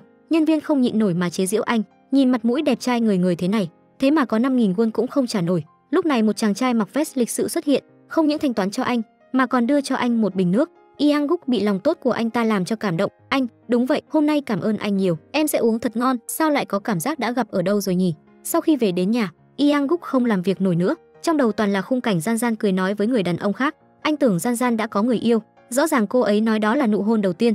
Vậy là gần đây mới có bạn trai sao? Cô ấy có bạn trai thì có gì liên quan tới mình chứ? Sao xem cái gì cũng không vào đầu thế nhỉ? Rốt cuộc mình bị sao vậy? Toàn nghĩ đến những chuyện linh tinh. Lúc này, Saja lại đưa trà chiều vào, còn muốn rủ anh chơi game. Yang Guk bỗng chốc cảm thấy thú vị. Cô ta sở dĩ làm như vậy là vì chuyện mình đã bị anh đẩy ra. Cô muốn làm quen thử với Yang Guk 22 tuổi, nhưng kỹ thuật chơi game của cô ta quá tệ, không những không lấy lòng được Yang Guk, còn khiến anh càng khó chịu hơn. Tôi biết chị Saja muốn lại gần tôi hơn, nhưng chơi game thì phải muốn chơi mới chơi được, không chơi được thì đừng cố. Tôi đi quán net chơi đây. Đúng là không làm nổi mà, sao lại khó như vậy chứ? Thái độ của Yang Guk có giống với người yêu của bạn không? Dáng vẻ lúc chơi game cùng bạn, vốn tưởng tới quán net thì sẽ được thả lỏng, không ngờ trong đầu vẫn toàn là Gian Gian. Để xác nhận xem Gian Gian có đang yêu đương không, Yang Guk lén lút trốn ở ngoài cửa, nhìn thấy hai người không đi cùng nhau. Cuối cùng Yang Guk cũng được thở phào nhẹ nhõm. Sau đó giả vờ tình cờ gặp Gian Gian, nói dối mình đang ở gần đây gặp khách hàng. Gian Gian cũng không hề nghi ngờ. Sau đó hai người cùng tới một tiệm sách để chọn sách cổ tích cho bọn trẻ. Sau khi mua xong, Yang Guk muốn lái xe về nhà, nhưng Gian Gian không thèm để ý tới anh, trực tiếp đi lên xe buýt. Yang Guk chỉ còn cách theo cô lên xe. Trên xe buýt, Yang Guk bóc kẹo cao su của xe Jong mua cho Gian Gian. Gian Gian tuy rất ghét kiểu này, nhưng dù sao cũng là nơi công cộng, cho nên đành phải cho vào miệng. Không ngờ Yang Guk lại đề nghị thi xem ai thổi bong bóng to hơn. Tôi không biết thổi. Làm gì có ai không biết thổi chứ? Cái này dễ lắm, để tôi dạy cô. Ôi chuyện gì thế này? Không ngờ tới Yang Guk sau khi mất trí nhớ lại trở nên ngây thơ như vậy. Gian Gian chỉ đành bất lực lắc đầu. Rất nhanh trường của Se Jong tổ chức thi đấu thể thao. Saja muốn nhân cơ hội này bồi đắp tình cảm với Yang Guk, nên đã cố ý không cho Gian Gian tham gia. Mẹ cô sau khi biết đã đặc biệt chuẩn bị một ly nước ép, chỉ cần uống vào thì sẽ chảy ra rất nhiều. Nhưng không lâu sau đó cô ta liền cảm thấy đau bụng. Đúng lúc này phu nhân muốn đi ra ngoài, nên đã bảo cô đưa mình đi. Cô ta chỉ đành chấp nhận, nhưng lái xe được nửa đường thì cô ta cảm thấy không ổn, vội dừng xe ở bên đường, khiến cho phu nhân cực kỳ khó chịu. Thật xin lỗi, phu nhân, bụng tôi bây giờ rất đau. Làm sao vậy trưởng phòng Do, cô sao vậy? Sau đó Saja được đưa vào bệnh viện. Mẹ cô vội vàng chạy tới, biết tin con gái mình bị ngộ độc thực phẩm, bà ta bắt đầu chột dạ. Dưới sự tra hỏi của Saja, bà ta đành phải ấp úng nói ra, mẹ cho con uống đều là thứ tốt mà, là thuốc thôi. Mẹ đã dùng cái gì làm thành thuốc? Thì có ếch, tằm, răng, rết, dê đen. Ai không biết, còn tưởng mẹ của Saja cùng phe với Gian Gian đó. Gian Gian sợ mọi người sẽ phát hiện Yang Guk mặt trí, nên định một mình tới trường học. Không ngờ Yang Guk lại kiên quyết muốn đi cùng, bởi vì anh sợ Se Jong sẽ thất vọng. Xem ra Yang Guk đúng là một người bố tốt. Con có tin bố không? Bố à, cố lên, bố có lên. Cô giáo Park nhìn kỹ nhé, đừng thấy tôi gầy như này nhưng lực cánh tay của tôi khỏe lắm đó, cố lên. Cuộc thi đầu tiên là thi vật tay. Yang Guk vẫn muốn thể hiện trước mặt Gian Gian và Se Jong, nhưng ai ngờ đối thủ lại là một ông chủ cao to khỏe mạnh, hơn nữa trông còn rất hung dữ, khoe ra bộ cơ bắp của mình, khiến cho Yang Guk áp lực rất lớn. Tuy là rất sợ nhưng để làm tấm gương cho Se Jong, Yang Guk đành phải cắn răng mà thi đấu. Đúng như dự đoán, Yang Guk chỉ kiên trì được 3 giây đã bị vật xuống. Se Jong nhìn thấy vậy liền khóc ngay tại chỗ, mà đối phương lúc này còn đang khoe khoang. Gian Gian không nỡ nhìn Se Jong khóc, hứa nhất định ván sau sẽ thắng. Đừng nhìn Gian Gian chỉ có 45 kg, nhưng sức mạnh của cô ấy lại rất đáng gờm đó. Một lúc thắng liên tiếp 2 ván, nhưng đến ván cuối cùng lại gặp phải đối thủ nặng ký. Yang Guk thay đổi chiến lược, nói với Gian Gian đấu vật tay không nhất thiết nhờ vào sức mạnh, có thể dùng ánh mắt để hạ gục đối phương, như vậy nhất định có thể thắng lợi. Chiêu này đúng là có chút hiệu quả. Trải qua một cuộc đấu hết sức cam go, cuối cùng Gian Gian cũng giành được chiến thắng. Ba người xoay quanh nhau cùng ăn mừng. Đột nhiên Gian Gian nhận ra mình đã tiếp xúc quá gần với Yang Guk, lập tức đứng cách ra xa. Mà biểu cảm của Se Jong lúc này cũng rất tò mò. Cuộc thi thứ hai là thi đấu kéo co, dù lực lượng hai bên cách biệt quá xa, nên đội của Yang Guk rất nhanh đã bị thua. Bố, cô Gian Gian, không sao đâu, ván sau chúng ta thắng là được. Tiếp theo là chơi trò 1 2 3 người gỗ. Trò chơi này mục đích là giúp quan hệ bố con trở nên thân thiết hơn. Se Jong và Yang Guk chơi rất vui vẻ. Sau đó là tới cuộc thi ăn bánh quy. Yang Guk nhờ vào chiều cao của mình mà dễ dàng ăn bánh. Nhìn dáng vẻ Gian Gian phải cực khổ nhảy lên, khiến anh thấy cực kỳ đáng yêu. Nhưng đáng yêu chưa được 3 giây, Gian Gian đã đụng phải Yang Guk khiến anh ngã xuống. Nhưng Yang Guk lại không hề tức giận, còn cười với Gian Gian. Đúng là những người đang yêu đều bị ngốc hết mà. Sau khi về nhà, Se Jong liền khoe thành tích của cô Gian Gian với bảo mẫu, xem ra tạo mối quan hệ với trẻ nhỏ mới là lựa chọn đúng đắn. Se Jong lấy cô ra làm trò đùa đấy à? Con xin lỗi, nhưng mà chơi vui quá hạ. Chàng trai này bị phái tới làm tài xế cho nhà tài phiệt. Anh nhớ tới chuyện lúc trước cháu trai vì hẹn hò với Serion nên bị đuổi ra ngoài, sợ lần này mình cũng sẽ bị phu nhân đuổi ra ngoài. Công ty bắt mình tới, mình cũng không thể không tới, nhưng phải làm sao đây? Không phải mới đi làm ngày đầu tiên đã bị đuổi chứ? Anh ta nơm nớp lo sợ ấn chuông cửa. Đúng lúc này có một tiếng nói vang lên, anh, nhìn thấy là anh trai đã giúp đỡ mình ở cửa hàng tiện lợi. Yang Guk rất ngạc nhiên, còn tưởng anh ta tới tìm mình chơi. Lúc này Chagun mới nhỏ tới, hóa ra anh chính là chủ nhà của nhà này.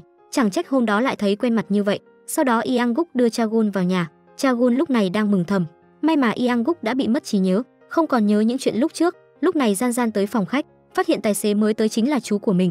Biết tin anh chỉ tới đây làm 2 tuần, lúc này cô mới thở phào nhẹ nhõm. Nhưng phu nhân vừa nhìn thấy Chagun liền rất tức giận. Này, cậu coi đây là đâu mà cậu dám tới đây hả? Còn không mau cút ra ngoài. Bà làm gì vậy hả? Đây là tài xế mà tôi thuê đó. Bà còn không mau vào phòng đi. Phu nhân bất lực chỉ đành nuốt cơn giận xuống. Sau đó Chagun được sắp xếp ở trong một căn phòng. Yang Guk còn dặn dò anh không cần để tâm tới phu nhân, vì chủ nhân của căn nhà này tên là tôi. Sau đó cô nói với chú mình, Yang Guk bây giờ đang ở tuổi 22, cho nên phải giữ bí mật những chuyện xảy ra ở đây. Nhưng Chagun vẫn sợ phu nhân sẽ cố ý làm khó mình. Anh không hiểu nổi, rõ ràng cháu trai mình không hề ăn bám Serion, tại sao phu nhân lại phải bám giết chuyện này không buông? Nhưng sự thật là DAE béo giấu gia đình mình quay lại với Serion lần nữa. Vị chủ tịch này yêu thầm cô giáo trong nhà mình, nửa đêm không ngủ, trong đầu toàn là hình ảnh của Gian Gian, cảm thấy cô chính là người đáng yêu nhất trên thế giới. Lúc này Gian Gian đang gọi điện thoại, Yang Guk nghe thấy liền rất hoang mang. Cái gì? Cô giáo Park chẳng lẽ định đi quán rượu cùng tên kia sao? Ngày hôm sau còn lén lút đi theo Gian Gian, nhìn thấy Gian Gian bị chàng trai kéo vào quán rượu, Yang Guk còn tưởng Gian Gian gặp phải nguy hiểm, nhưng thật ra Gian Gian tới đây là để tham dự một bữa việc. Yang Guk đang rất tức giận, không biết tìm đâu ra một cái búa hơi, chuẩn bị anh hùng cứu mỹ nhân, không ngờ lại đúng lúc gặp phải Gian Gian đang đi ra. Không phải ở đây à? À, chắc là tôi đi nhầm tầng rồi. Cô giáo Park, cô có hẹn ở đây sao? Yang Guk bị bắt tại trận lúc này đành phải tìm cớ để chạy trốn, không ngờ Gian Gian lại đuổi theo anh. Yang Guk đành phải nói dối là mình đi nhầm chỗ. Hiển nhiên là Gian Gian không tin lời anh nói, tiếp tục tra hỏi, vậy đây là cái gì? Cái này sao? Cái này là tôi tình cờ thấy ở trên đường, nghĩ Se Jong sẽ thích nên tôi mới mua nó. Se Jong chắc sẽ thích đúng không? Đúng, vậy tôi phải đi gặp luật sư đây, lát nữa gặp ở nhà sau nhé. Lúc này Yang Guk cũng ý thức được mình đã thích Gian Gian, nhưng anh quyết định kiềm chế tình cảm của mình. Dù sao anh cũng đã có vợ chưa cưới, nên đã mua rất nhiều quà đến tìm Saja, khiến cô ta rất vui vẻ, bệnh tình cũng trở nên tốt hơn rất nhiều. Biết tin Saja bị ngộ độc thực phẩm, Yang Guk thấy rất áy náy, quyết định kìm nén tình cảm với Gian Gian để ở bên Saja. Nhưng về đến nhà lại phát hiện Gian Gian vẫn chưa về. Anh rất nóng lòng ngồi ở phòng khách đợi Gian Gian về. Tôi về rồi đây, tôi biết rồi, cô vào nghỉ ngơi đi. Do mình về muộn quá hay sao? Cũng không muộn quá mà. Yang Guk tim đập loạn nhịp, anh quyết định để Gian Gian biến mất khỏi tầm mắt của mình, nên đã tới gõ cửa, muốn để cô nghỉ việc. Không ngờ lại bị vẻ đẹp của cô làm cho si mê lần nữa. Chủ tịch, anh có gì muốn nói à? Không có gì, tuy là tôi có điều muốn nói, nhưng cũng không quá quan trọng, để lần sau rồi nói. Tôi xin lỗi, hôm nay chủ tịch rốt cuộc bị làm sao vậy? Hôm sau Gian Gian đi lên lớp học tiếng Anh, Yang Guk không nhìn thấy cô liền cảm thấy cuộc sống thật nhạt nhẽo.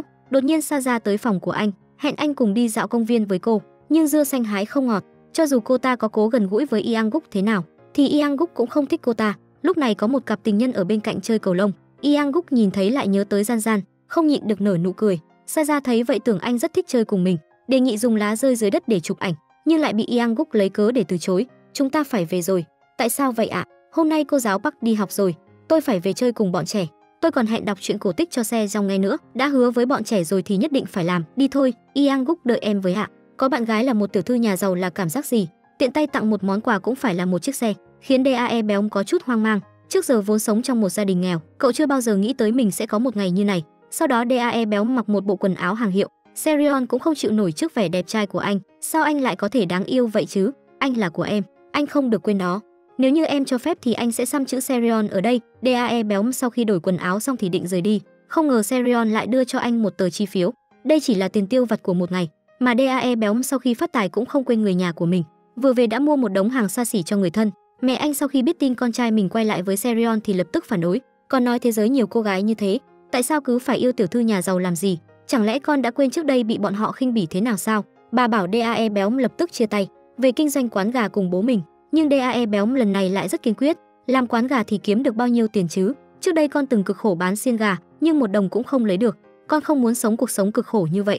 Con phải ở bên cạnh Serion, sống một cuộc sống giống như cô ấy.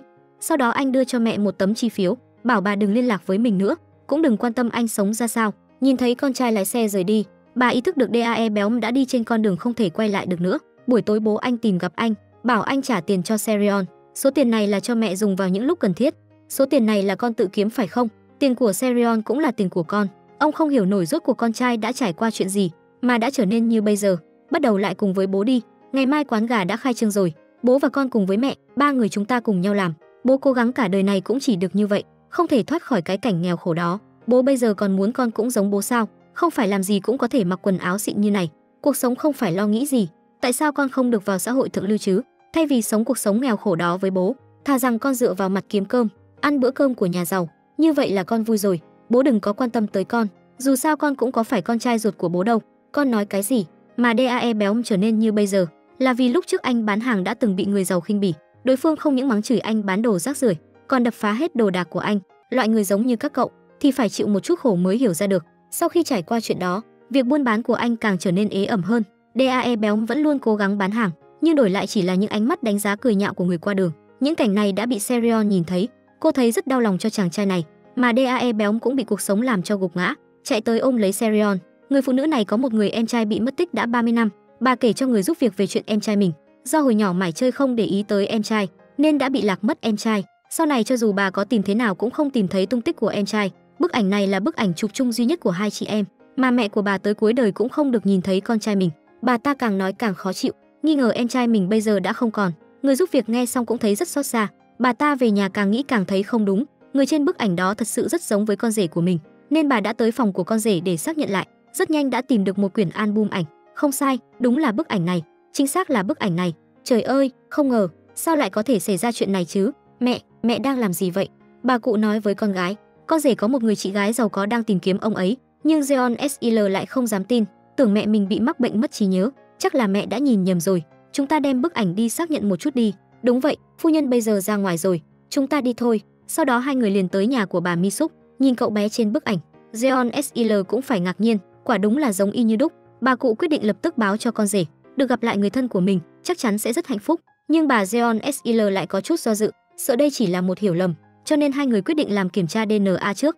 Tối đến Jeon Sil nhân lúc chồng đang ngủ, lén lút giật lấy một sợi tóc của ông. Ôi trời, em đang làm gì vậy? Sao lại đánh anh? Không phải đâu, có muỗi, em đánh con muỗi thôi. Trên đầu anh có muỗi, ngủ đi. Ngày hôm sau họ tới bệnh viện, nhìn thấy kết quả kiểm tra, hai người thật đúng là chị em ruột. Ông Su Cheon sau khi biết tin lập tức chạy về nhà. Lúc này ông vừa vui mừng lại có chút không dám tin. Sống cô độc suốt mấy chục năm, bây giờ cuối cùng cũng được đoàn tụ với người thân. Đã tìm thấy chị gái của anh rồi. Cái này, kết quả kiểm tra chính xác đúng không? Đúng vậy, em đã dùng tóc của anh và bàn chải của phu nhân đi kiểm tra. Vậy chị của anh bây giờ đang ở đâu? Mà bà Mi Suk khi nhìn kết quả kiểm tra cũng không dám tin, còn tưởng người giúp việc đang đùa mình. Trên thế giới này làm gì có chuyện gì trùng hợp như vậy. Cũng may bà của Gian Gian đã sớm có chuẩn bị, đem theo cả bức ảnh ở nhà bọn họ. Bức ảnh hồi nhỏ của bà ở trên bàn, và bức ảnh của con rể tôi hồi nhỏ giống y hệt nhau. Tôi mới nghĩ hai người là chị em. Đúng rồi, đúng là cậu ấy, đây đúng là em trai của tôi rồi. Đúng rồi bà ơi, trời ơi, sao lại có chuyện tốt như vậy chứ? Đây chính là cặp chị em thất lạc nhau đã hơn 30 năm. Người chị nghi hoặc gọi tên người em, nhưng người em sau khi nghe cái tên Kyung Hun lại không chút phản ứng. Dù gì thì mấy chục năm cũng đã trôi qua, Bà nghẹn ngào hỏi đối phương còn nhớ mình không. Thấy em trai ngơ ngác đứng đó, bà đành phải lấy ra một tấm ảnh hồi bé của hai người. Là tôi sao? Tôi, đúng rồi, chính là em.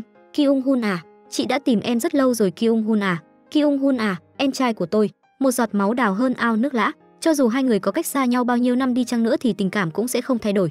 Bà ngoại và Jeon Sil cũng vô cùng cảm động trước tình cảnh này. Bà Mi Suk sau đó đi tới thăm nơi ở của em trai, nhìn căn nhà tồi tàn cũ rích trước mắt. Bà nhận ra em trai mình đã phải trải qua rất nhiều khăn. Lúc này DAE béo vừa về đến nhà, ông Su Cheon vui vẻ giới thiệu con trai mình với chị gái. Ai ngờ bà Mi Suk tưởng rằng DAE béo là con ruột của ông, mà Gian Gian vừa hay cũng trở về. Nhưng thái độ của bà Mi Suk lại khác hoàn toàn với lúc nãy. Bà ta chỉ chào một câu xã giao, sau đó đổ dồn sự quan tâm về phía DAE béo. Vừa nhìn liền biết bà là người trọng nam khinh nữ. Cả gia đình quây quần bên nhau.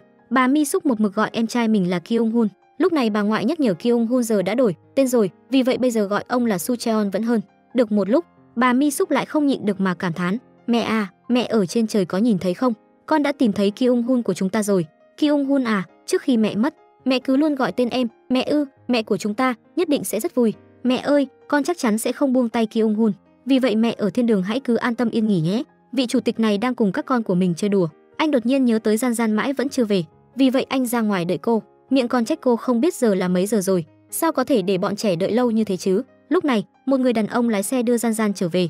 Yang Guk nhìn thấy vội vàng nấp sang một bên quan sát. Ngay lúc Gian Gian chuẩn bị rời đi thì một hạt bụi bay vào mắt, anh ta liền ân cần giúp đỡ cô thổi. Không ngờ Yang Guk nhìn thấy cảnh này, lại tưởng hắn ta định tán tỉnh Gian Gian. Anh tức giận cầm vòi phun nước lên, trực tiếp hướng về phía hai người. Ôi gì vậy, anh đang làm gì thế? Đừng phun nữa. Không phải chứ, chủ tịch, muộn thế này rồi, anh làm cái gì ở đây thế? Tôi quên mất phải tưới cây. Đêm rồi mà anh còn ra tưới cây làm gì? Sao chứ, chẳng lẽ nhất định phải tưới vào buổi sáng à? Hơn nữa, tôi tưới cây nhà tôi thì tôi thích tưới vào buổi sáng hay tối là việc của tôi. Gian Gian tức nhưng không nói được gì, cô chỉ đành giúp chàng trai lau nước bắn trên người, mà hành động này lại khiến Yang Guk hiểu nhầm hai người là người yêu. Sau khi tiền bối rời đi, Yang Guk còn cố ý thăm dò cô. Bạn trai cô đi rồi nên đau lòng sao? Gì? Anh ấy không phải bạn trai tôi, không phải người yêu sao? Anh không những không kiêu ngạo như trước, còn ân cần cởi áo khoác đưa cho Gian Gian, nhưng Gian Gian lại tức giận mà từ chối lòng tốt của anh. Hôm nay Anna đưa Gian Gian đến một buổi chụp hình để giúp cô sớm có thể thích ứng với công việc bên Mỹ. Ai ngờ người mẫu gặp sự cố trên đường nên không đến được. Nếu như buổi chụp hình lần này không thuận lợi, khả năng cao sẽ ảnh hưởng đến thời gian quảng bá bộ sưu tập tiếp theo. Cùng lúc đó, nhiếp ảnh gia chú ý đến Gian Gian. Đại diện, cô nghĩ người đó thế nào? Tôi thấy được ạ, có cá tính, có sự vui tươi, khá phù hợp với buổi chụp ngày hôm nay. Chúng ta cũng nên mang một luồng gió mới đến cho buổi chụp. Gian Gian cứ vậy trở thành người mẫu thay thế. Lần đầu tiên đứng trên sân khấu cô có chút ngại ngùng. Anna thấy Gian Gian căng thẳng như vậy, cổ vũ cô hãy nghĩ tới những lúc chơi đùa với xe rong, chỉ cần nở nụ cười tự nhiên là được. Lời này thật sự có hiệu quả. Gian Gian rất nhanh đã lấy lại tinh thần. Lúc này chủ tịch cũng đi tới studio, nhìn Gian Gian tràn đầy sức sống đứng trên sân khấu, anh trong phút chốc ngây người. Cô giáo Park sao lại đẹp như thế chứ? Mình không thể kiềm chế bản thân nữa rồi, không muốn kiềm chế nữa. Từ giờ mình sẽ mạnh dạn theo đuổi cô ấy, sau này cũng sẽ không gọi là chị nữa, mình sẽ gọi tên chị ấy. Người đàn ông này rõ ràng đã có vợ chưa cưới, nhưng trong đầu lại luôn nhớ tới người con gái khác. Anh định tỏ tình với Gian Gian, nếu như cô ấy đáp lại tình cảm ấy, vậy thì anh sẽ hủy bỏ hôn ước với Saja. Mà lúc này Gian Gian đang đi đón xe rong. Xe rong thấy thời tiết đẹp như vậy, liền nói bản thân chưa muốn về nhà. Gian Gian vừa nhìn đã nhận ra ý đồ của cậu bé. Yang Guk vừa hay xuất hiện, anh giả vờ nói bản thân cũng nghĩ như xe rong, còn đề nghị đi ăn kem và mua đồ chơi cho cậu bé. Lời này khiến xe rong vô cùng thích thú, nhưng Gian Gian ngỏ ý muốn về nhà trước. Đừng mà, con muốn đi chơi cùng cô cơ. Cô giáo Park à, xe rong của chúng ta đã cầu xin như vậy, có cô Gian Gian đi chơi mới vui, được không cô? Cuối cùng Gian Gian vẫn bị sự đáng yêu của xe rong đánh gục mà cùng bọn họ đi chơi trượt băng. Nhìn nụ cười rạng rỡ của người con gái mình thích trước mắt, trái tim của Yang Guk không ngừng đập mạnh. Anh muốn thể hiện khả năng trượt băng đỉnh cao của mình, nhưng mà Gian Gian sợ Yang Guk bị thương mà vội vàng chạy tới. Xe rong còn nghĩ rằng bố muốn bỏ cậu bé mà đi. Hai người vội vàng cầu cứu xung quanh. Đột nhiên, bố sống lại rồi này. Cả hai không nói nên lời. Xe rong cũng bị Yang Guk chọc cho tức giận. Yang Guk vội vàng xin lỗi nói anh chỉ đang đùa mà. Cô giáo Park à, cô thật sự sợ tôi sẽ biến mất sao? Cô đau lòng sao? Thật là, sao bây giờ? Dáng vẻ giận dữ của cô ấy cũng thật xinh đẹp. Từ khi bị mất trí nhớ, chủ tịch liền trở thành một cậu bé ngốc nghếch, còn làm ra những trò vô cùng trẻ con, hoàn toàn giống như một cậu nhóc 18 tuổi. Trùng hợp là ngay cả khi Yang Guk mất trí nhớ, anh vẫn rơi vào lưới tình của Gian Gian. Sau khi về nhà, Yang Guk tặng cho con gái mình một món quà sinh nhật. Cả ba người vui vẻ hoàn thành mô hình. So với quản gia Saja, Gian Gian mới thật sự là người mang đến cảm giác ấm áp của gia đình. Hôm nay mẹ Saja âm thầm đến nhà Yang Guk. Bà ta đi vào phòng xe rong, còn không biết xấu hổ mà tận hưởng trên giường của cháu trai, nhưng không biết rằng Jenny và Se Chan lại đứng ở phía sau. Đối diện với sự chất vấn của bọn trẻ, bà ta đành phải nói bản thân đến để tặng quà cho Sa Rong. Trưởng phòng Do chỉ quan tâm mỗi xe rong, bà cũng chỉ quan tâm đến xe rong. Trưởng phòng Do và bà đều lừa người, thật là đáng ghét. Saja nghe thấy tiếng động, lập tức đưa mẹ rời đi. Sau đó bà ta còn nhắc nhở con gái cẩn thận, nếu không sẽ có một ngày bị Jenny dạy dỗ đó. Mẹ đừng nhắc nữa, con bé là đứa không có dạy dỗ, cứ ra vẻ ta đây công chúa nhõng nhẽo, đúng chứ? Con sau khi kết hôn nhất định phải dạy dỗ lại nó, đừng ôm phiền vào người. Con chuẩn bị đưa chúng nó đi du học, con làm tốt lắm. Saja cuối cùng cũng sắp trở thành phu nhân nhà tài phiệt. Hôm nay là ngày đi chọn váy cho buổi lễ đính hôn, nhưng chú rể lại không hề vui mừng. Cho dù người nhà đứng bên cạnh khen hai người đẹp đôi, Yang Guk vẫn như cũ tỏ ra lạnh lùng. Saja đề nghị chụp ảnh làm kỷ niệm, lúc này anh mới miễn cưỡng nở một nụ cười. Ai nhìn cũng tưởng Yang Guk bị bắt cóc tới đây. Anh lúc này ý thức được nếu như mình còn không tỏ tình với Gian Gian thì sẽ không còn cơ hội nào nữa, nên tối đó Yang Guk đã nhắn tin cho Gian Gian, hẹn gặp cô ở tháp Nam San. Bắc Gian Gian, cô cũng thích tôi phải không? Hôm nay là cơ hội cuối cùng của chúng ta hãy nói thật lòng hết đi. Nếu như cô có một chút gì đó với tôi, thì 8 giờ tối nay chúng ta hẹn gặp ở tháp Nam San, tôi sẽ chờ. Mà Gian Gian lúc này cũng rất đắn đo, cô không chấp nhận được một người đàn ông bắt cá hai tay, nhưng đột nhiên cô nhớ tới lúc ở cùng với Yang Guk, rõ ràng anh dịu dàng trưởng thành như vậy, làm sao có thể làm ra chuyện khốn nạn như vậy được. Yang Guk lúc này đang ngắm tuyết rơi, vừa quay đầu liền nhìn thấy Gian Gian đang chạy tới, hai người cuối cùng cũng xác định được tình cảm của mình. Yang Guk tặng bó hoa cho cô, còn nói từ nay sẽ không gọi cô là chị nữa, vì cô đã trở thành bạn gái của anh.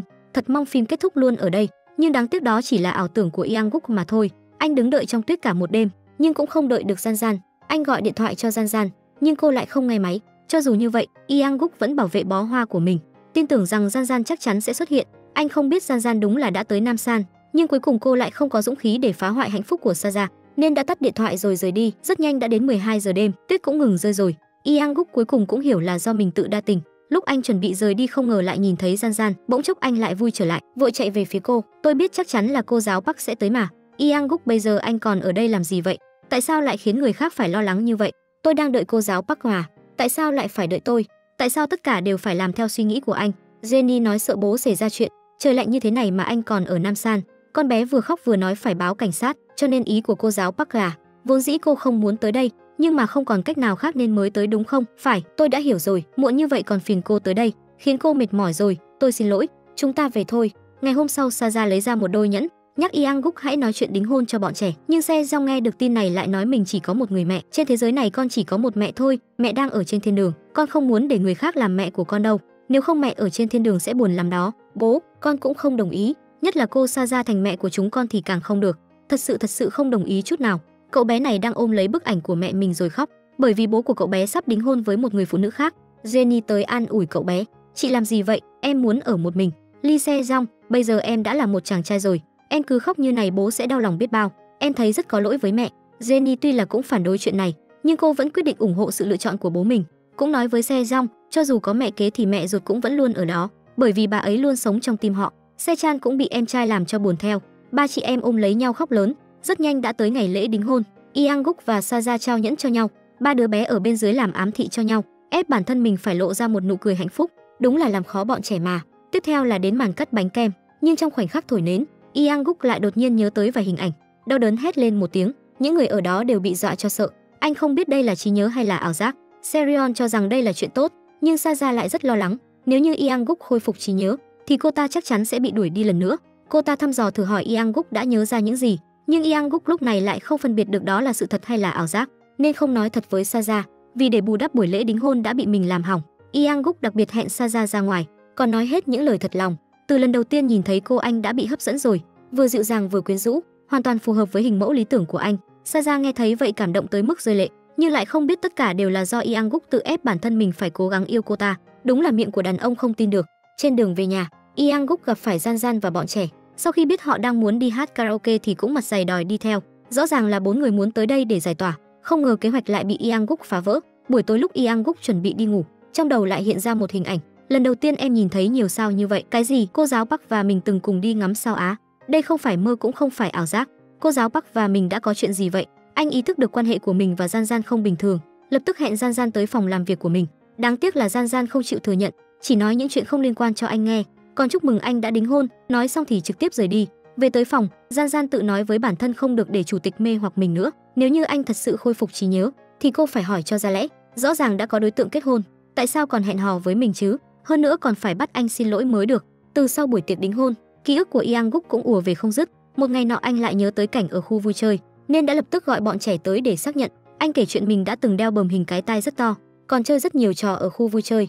Phu nhân nghe thấy vậy bị dọa tới mức chân tay run lẩy bẩy. Đúng rồi bố, vui lắm ạ. Bố là người chơi vui nhất. Sau đó 5 người liền ra ngoài để ôn lại chuyện cũ. Phu nhân lập tức tìm Saja để nghĩ cách, để Saja thẳng thắn mọi chuyện với Yang Guk, rồi trực tiếp rời khỏi đây. Nhưng Saja lúc này chưa thấy quan tài chưa đổ lệ, còn an ủi phu nhân là Yang Guk chỉ nhớ được vài đoạn ký ức mà thôi. Trước đây cũng đã từng xảy ra chuyện như vậy, không cần phải lo lắng. Phu nhân đã tin lời của cô ta, nhưng lại không biết Saja lúc này cũng đang rất hoảng sợ. Cô quyết định bây giờ càng phải ra sức lấy lòng bọn trẻ hơn, nên cô ta đã tới đón xe trong tan học, nói với cậu bé rằng mình rất muốn làm một người mẹ tốt, còn bảo đảm lần sau sẽ không quản thúc cậu bé quá nhiều. Nhưng không ngờ bạn trai cũ của cô ta lại tìm tới được nơi cô ta làm việc. Saja lập tức bảo xe Jong vào nhà, sau đó cô ta kéo bạn trai cũ tới một bên, hỏi anh ta tới đây để làm gì. Không ngờ anh ta lại nói là mình đã ly hôn rồi. Saja cảnh cáo nếu anh ta không rời đi thì sẽ gọi cảnh sát tới đây. Tối đến Yang Guk lại nhớ tới lúc mình và Jan Jan ở bên nhau, cảm giác hạnh phúc rất chân thật, hai người trông giống như một cặp tình nhân vậy. Anh lập tức gọi Jan Jan ra để xác nhận, nhìn cả hai rất hạnh phúc, nếu mà không có quan hệ gì thì sẽ không hạnh phúc như vậy. Xin cô hãy nói thật cho tôi. Nhưng Jan Jan vẫn một mực phủ nhận. Đối với cô, Yang Guk bây giờ đã là chồng chưa cưới của người khác rồi. Cho dù trước đây hai người có yêu nhau cũng không còn liên quan nữa. Anh đừng cố níu kéo nữa, cầu xin anh. Mà Saja cũng không định ngồi im đợi. Cô ta chuẩn bị bữa tối dưới ánh nến, muốn gạo nấu thành cơm. Lúc Yang Guk ra ngoài lại đột nhiên nhớ tới cảnh Saja ôm mình. Điều này khiến anh lầm tưởng Saja thật sự là vợ chưa cưới của mình, còn Jan Jan là người mà anh ngoại tình. Đến quán ăn anh áy náy mà ôm lấy Saja. Nhưng vào lúc Yang Guk chuẩn bị uống rượu vang, Yang Guk trước giờ chưa từng coi em là con gái đúng không? Đúng vậy, chưa bao giờ. Yang Guk, từ trước tới nay em luôn một lòng với anh, em chỉ có anh mà thôi. Anh khó mà tin nổi Saja làm việc bên cạnh mình suốt 5 năm, lại dám lừa dối mình như vậy. Trưởng phòng Jo, tại sao lại lừa tôi? Chúng ta không phải người yêu, cũng không hề đính hôn. Tại sao lại nói dối tôi? Tại sao? Cô đừng bao giờ xuất hiện trước mặt tôi nữa, cách xa tôi ra một chút. Chúng ta hãy hủy bỏ hôn ước đi. Yang Guk tức giận rời khỏi nhà hàng, đột nhiên đầu óc choáng váng. Nếu như chủ tịch cũng thích em, thì hãy treo khăn lên chiếc cây này trong ngày mai. Khăn ở đâu rồi? Không được, mình đã từng tuổi này rồi, con cũng có 3 đứa rồi. Yang Guk, em đã biết ngay mà, chủ tịch kiểu gì cũng treo khăn lên, em đã biết ngay mà. Bắt đầu từ hôm nay chủ tịch là bạn trai của em rồi. Hôm nay em mới thật sự thấy mình đã trở thành bạn gái của anh. Vì có cô giáo Park nên tôi được tiếp thêm sức mạnh rất nhiều. Vì có em ở bên cạnh tôi đã có thêm một chỗ dựa. Park Jan Jan, bây giờ em đang ở đâu? Trách cô tại sao lại không nói cho anh quan hệ của hai người. Tại sao lại giống như một người ngốc nghếch nhìn anh bị Saja lừa dối như vậy? Biết tin bạn trai đã nhớ lại, Jan Jan chạy như bay tới gặp mặt anh, mà Yang Guk cũng đã đợi cô rất lâu. Và đúng lúc anh chuẩn bị qua đường, trước mắt đột nhiên trở nên mơ hồ rồi ngã xuống. Jan Jan vội chạy qua xem, nhưng cho dù cô có gọi thế nào Yang Guk cũng không tỉnh lại. Mà phu nhân lúc này cũng biết tin Yang Guk đã khôi phục trí nhớ, lập tức thu dọn hành lý tới nhà của Saja. Bà ta muốn để Saja chịu trách nhiệm cho chuyện này. Này Wang Daejan, sao bà có thể như vậy được hả? Là bà níu kéo Saja nhà chúng tôi, bà tìm con bé cầu xin con bé hãy cứu bà, sao bây giờ lại qua cầu rút ván rồi? Đúng lúc này Serion gọi tới, nói với bà ta mặc dù Yang Guk đã khôi phục trí nhớ, nhưng lại không nhớ những gì xảy ra lúc 22 tuổi, chỉ nhớ được những chuyện trước khi lên núi. Cũng có nghĩa là Yang Guk đã quên chuyện đính hôn với Saja, cũng coi như là mất trí nhớ thêm lần nữa. Biên kịch đúng là còn đỉnh hơn cả bác sĩ. Phu nhân nghe thấy vậy liền thở phào nhẹ nhõm, vậy là bà ta sẽ không bị đuổi ra ngoài nữa rồi. Sau đó Yang Guk phủ nhận quan hệ yêu đương với Saja. Luật sư cha lúc này mới nhận ra hết thảy đều là âm mưu của Saja, quyết định đưa cô ta vào đồn cảnh sát. Nhưng Yang Guk lại nói muốn tự mình điều tra, nên anh đã tìm tới Saja để hỏi cho rõ ràng. Không ngờ Saja còn dám lấy thân phận vợ chưa cưới mà nói chuyện với anh, thậm chí còn tiến lên ôm anh. Yang Guk lạnh lùng đẩy cô ta ra, chất vấn cô ta tại sao lại giả làm vợ chưa cưới của mình. Từ trước tới giờ em đã luôn thích Yang Guk, nhưng là Yang Guk tỏ tình với em trước, em không muốn bỏ qua cơ hội này cho nên mới nói dối anh. Trước đây chúng ta đã là người yêu, em vì vậy nên mới nói dối, vậy cũng không thể làm ra chuyện như vậy chứ. Yang Guk, không phải anh cũng thích em sao? Em tưởng rằng sau khi anh nhớ lại thì vẫn sẽ thích em. Vậy thì nhẫn đính hôn của chúng ta coi như lãng phí sao? Chúng ta đã cử hành lễ đính hôn trước mặt mọi người, trước mặt bọn trẻ, cũng coi như bỏ hết sao? Yang Guk và em từng cùng nhau đi ra đảo chơi, đi chơi ở biệt thự, chúng ta đã từng rất yêu nhau, đã từng rất hạnh phúc, cho nên chúng ta mới đính hôn. Nhưng chuyện đã đến bước này mà anh vẫn không muốn chịu trách nhiệm, thì em phải làm sao đây? Đủ rồi, đừng nói nữa. Tôi biết rồi, đừng nói nữa. Người mình từng thích chính là cô giáo Park, làm sao mình có thể làm ra những chuyện như vậy được? Yang Guk tài phiệt cuối cùng cũng lấy lại được ký ức. Anh muốn ôm lấy Jan Jan, nhưng vì áy náy nên lại không dám tiến lên. Xin lỗi cô giáo Park, bởi vì anh mà em đã phải đau lòng. Anh vừa nghĩ tới em nhìn thấy anh và trưởng phòng do đính hôn, thì em sẽ phải đau lòng biết bao. Jan Jan không hề chấp nhận lời xin lỗi của anh, ngược lại chất vấn tại sao anh lại bắt cá hai tay, coi cô như con ngốc. Rõ ràng đang hẹn hò với Saja, vậy mà còn chấp nhận lời tỏ tình của cô. Yang Guk rất kiên định nói lúc đó anh chỉ có một người bạn gái là Jan Jan. Chuyện hẹn hò với Saja đến bây giờ anh vẫn không thể hiểu nổi, nhưng nếu như đã đính hôn trước mặt bọn trẻ rồi, anh cũng không thể mặc kệ tất cả mà nuốt lời đi. Jan Jan tuy là rất ấm ức, nhưng nhìn thấy chiếc nhẫn trên tay Yang Guk, chỉ đành ép bản thân mình chấp nhận chuyện này. Em hiểu anh có ý gì rồi. em không thể ở bên anh được. Mặc dù rất có lỗi với bọn trẻ, nhưng em sẽ nghỉ việc. Chuyện gì khó đã có mất trí nhớ lo. Cuộc đối thoại của hai người đúng lúc bị Se Chan nghe thấy. Cậu bé bỗng chốc hiểu ra bố mình và cô Gian Gian mới là người yêu thật sự. Bố và cô Gian Gian yêu nhau như vậy, không thể để họ chia tay như vậy được. Mình nhất định sẽ giúp họ. Thế là Se Chan lập tức gọi em trai dậy để bàn mưu tính kế. Đúng là làm khó hai đứa bé rồi. Nửa đêm còn phải vì chuyện tình cảm của bố mình mà lo lắng. Ngày hôm sau Gian Gian dọn đồ chuẩn bị rời đi, không ngờ tất cả đồ đạc của cô đều bị biến mất. Mở cửa phòng ra lại thấy hai anh em đang chặn ở trước cửa không cho cô ra ngoài. Là các em giấu quần áo của cô phải không?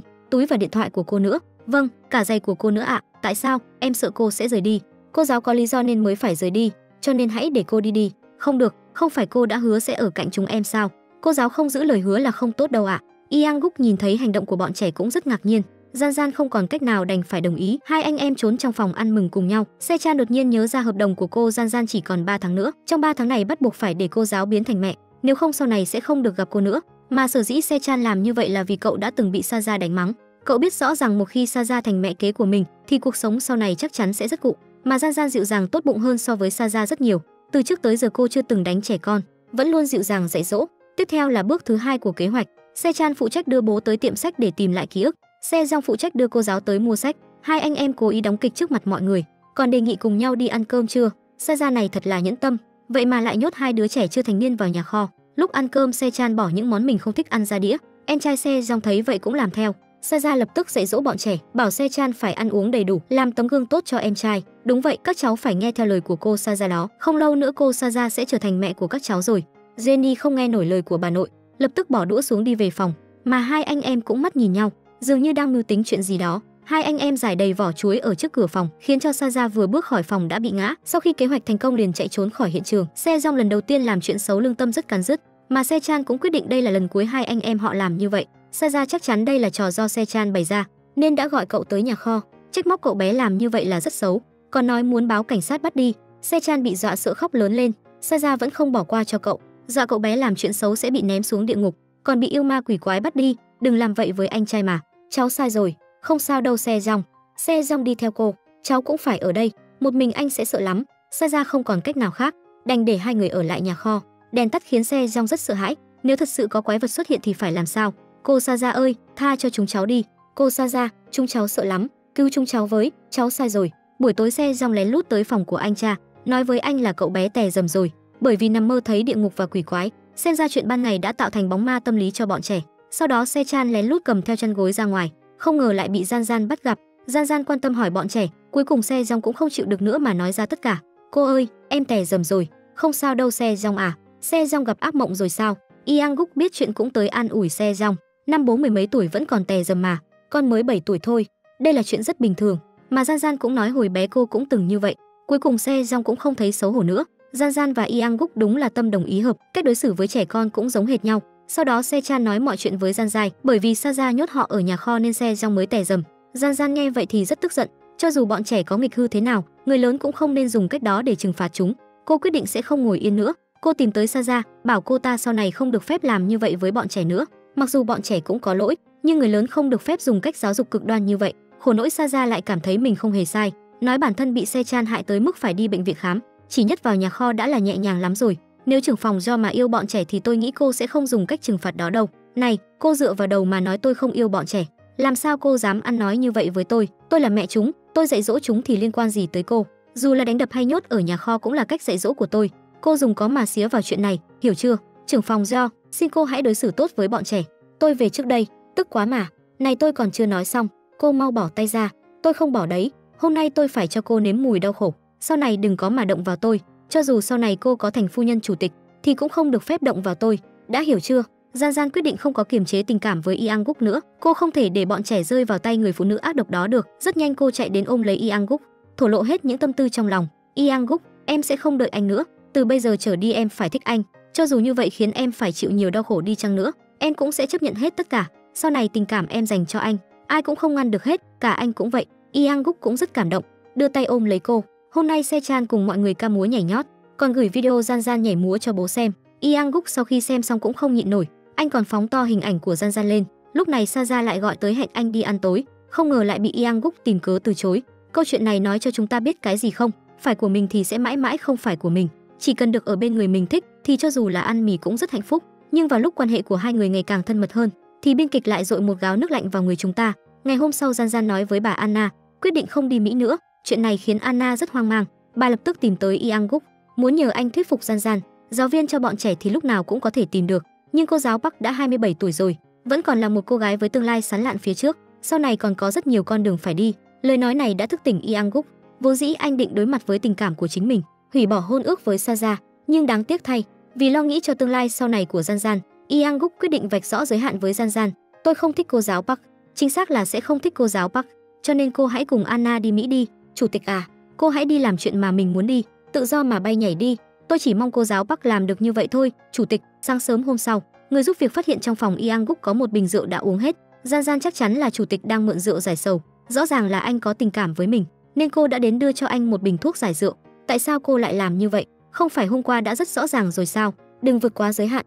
Cảnh này đã bị Se Jong và Se Chan đứng cạnh nhìn thấy. Hai anh em quyết định triển khai kế hoạch. Hai đứa trẻ này vì để kết đôi cho bố và cô gia sư đã chuẩn bị một bữa tiệc, nhưng lại vô tình gây ra hỏa hoạn. Gian Gian không màng đến nguy hiểm mà chạy vào biển lửa cứu lũ trẻ, ôm lấy cô. Se Chan con đợi cô một chút, đi đi. Se Chan con chui xuống dưới đi, chạy đi. Sau khi cứu lũ trẻ, Gian Gian bị một tấm gỗ lớn chặn giữa đường. Bên ngoài Se Chan và Se Jong khóc lớn cầu cứu. May rằng chủ tịch vừa kịp trở về. Việc đầu tiên anh làm chính là chạy tới xác nhận lũ trẻ vẫn bình an. Biết được Gian Gian ở bên trong, chủ tịch cũng bất chấp tất cả chạy vào. Cô giáo Park, cô ổn chứ? Cô giáo Park mau tỉnh lại đi. Park. Gian Gian rất nhanh được đưa tới bệnh viện. Hai đứa trẻ trong lòng tràn ngập cảm giác tội lỗi túc trực bên giường bệnh của Gian Gian. Đối diện với sự tra hỏi của bố, Se Chan thú nhận rằng cậu bé vì để bố và cô Gian Gian ở bên nhau nên mới làm vậy. Con thấy bố và cô giáo đang rất buồn về chuyện tình cảm, nên đã chuẩn bị hoa và bóng bay ở trong nhà kho, sau đó định lừa hai người vào bên trong, vốn nghĩ rằng như vậy có thể giúp hai người làm hòa. Không ngờ lúc thắp nến vô tình xảy ra sự cố. Yang Guk vô cùng cảm động, anh không ngờ bọn trẻ còn bé như vậy mà đã hiểu chuyện. Sau khi đưa Se Jong và Se Chan về nhà, anh một mình ngồi bên cạnh giường bệnh của Gian Gian, vừa định nắm lấy tay cô, ai ngờ Gian Gian lúc này từ từ tỉnh lại. Cô giáo Park, cô ổn chứ? Se Chan. Se Jong, chủ tịch, hai đứa trẻ thì sao? Bọn trẻ vẫn ổn chứ? Đều nhờ cô mà Se Chan và Se Jong mới không có chuyện gì, cũng không bị thương. Sau khi biết được lũ trẻ vẫn ổn, cô cảm thấy nhẹ nhõm vì công sức của mình không bị lãng phí. Sau đó hai người cùng nhau nói chuyện. Chủ tịch thú nhận rằng lần trước anh nặng lời với cô là vì muốn Gian Gian buông bỏ tình cảm với anh để thực hiện ước mơ đi Mỹ của mình. Hơn nữa anh cũng lớn tuổi và đã có 3 đứa con, làm sao có thể xứng với một cô gái tràn đầy năng lượng như Gian Gian. Quan trọng hơn, anh đã có hôn ước với người khác, là một người đàn ông, anh không thể cùng lúc tổn thương hai người con gái được. Vì vậy chúng ta dừng lại ở đây nhé. Yang Guk nói với hai đứa trẻ, nếu như các con thật sự thích cô Gian Gian, vậy thì các con phải giúp cô có được hạnh phúc, chứ không nên ích kỷ giữ cô bên mình. Se Chan có thể chấp nhận rời xa cô Gian Gian, nhưng cậu bé không chấp nhận quản gia Saja làm mẹ mình. Còn nói nếu như bố thật sự muốn kết hôn với Saja chi bằng đưa mình ra nước ngoài du học. Con cũng sợ, con muốn đi nước ngoài với anh, nếu không quản gia Jo sẽ lại nhốt bọn con vào nhà kho. Yang Guk nghe đến đây cảm thấy có gì đó không đúng. Lúc này quản gia Saja lại cho Gian Gian một cái tát. Hóa ra sau khi biết chủ tịch và Gian Gian hôm qua ở biệt thự cùng nhau, cho rằng hai người làm chuyện lén lút sau lưng mình, cô ta còn đe dọa sẽ phát tán việc này ra ngoài để khiến hai người mất mặt. May mắn rằng Yang Guk xuất hiện giải vây cho Gian Gian.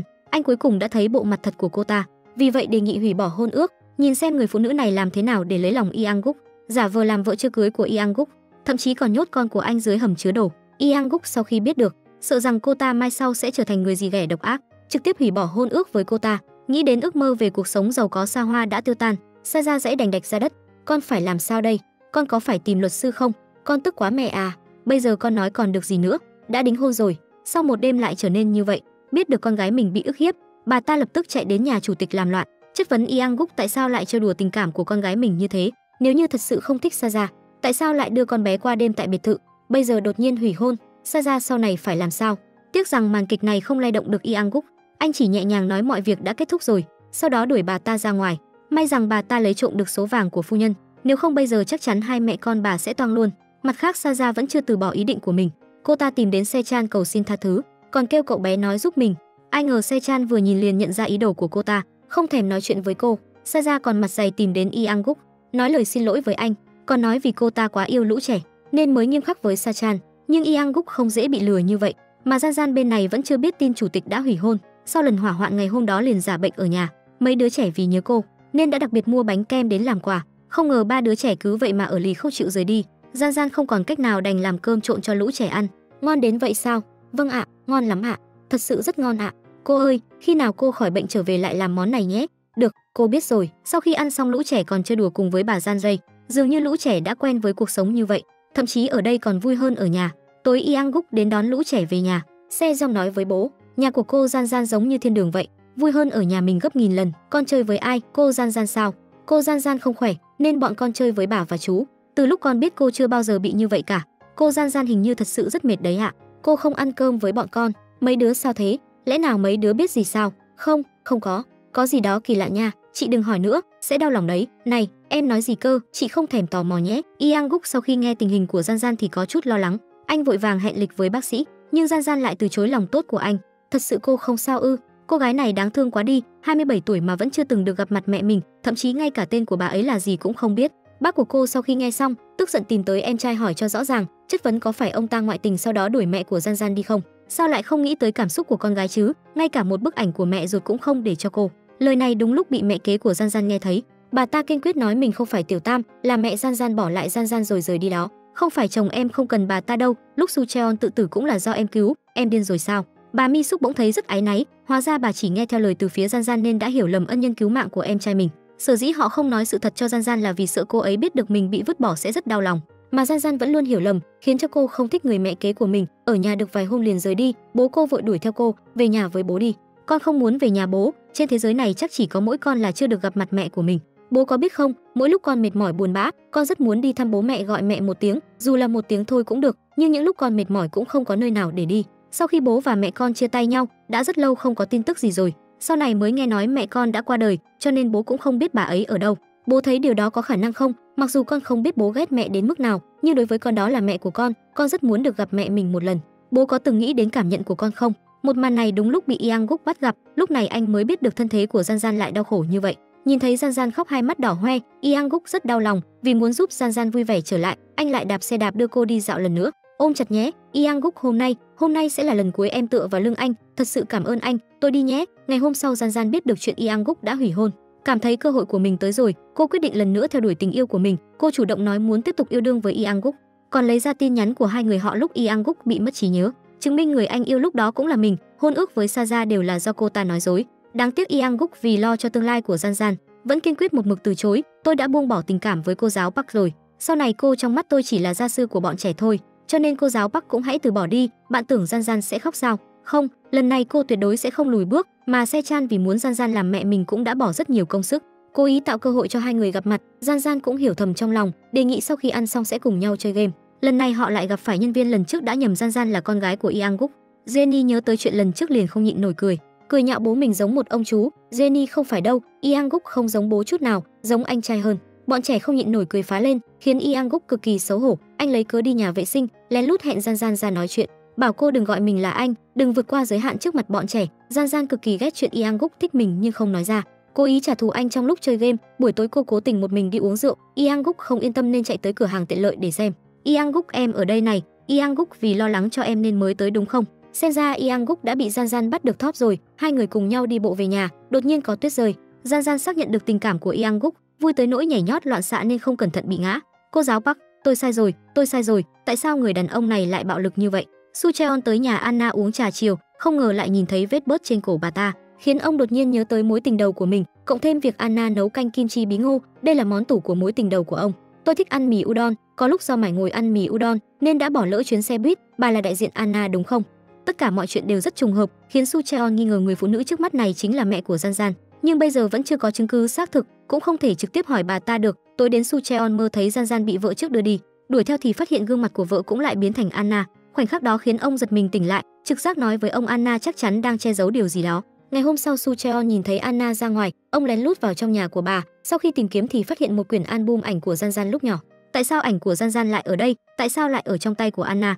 Cô giáo Park đúng là càng ngày càng xinh, ông đã nuôi dạy cô ấy rất tốt. Su Cheon, chúng ta cũng gọi Gian Gian tới đi.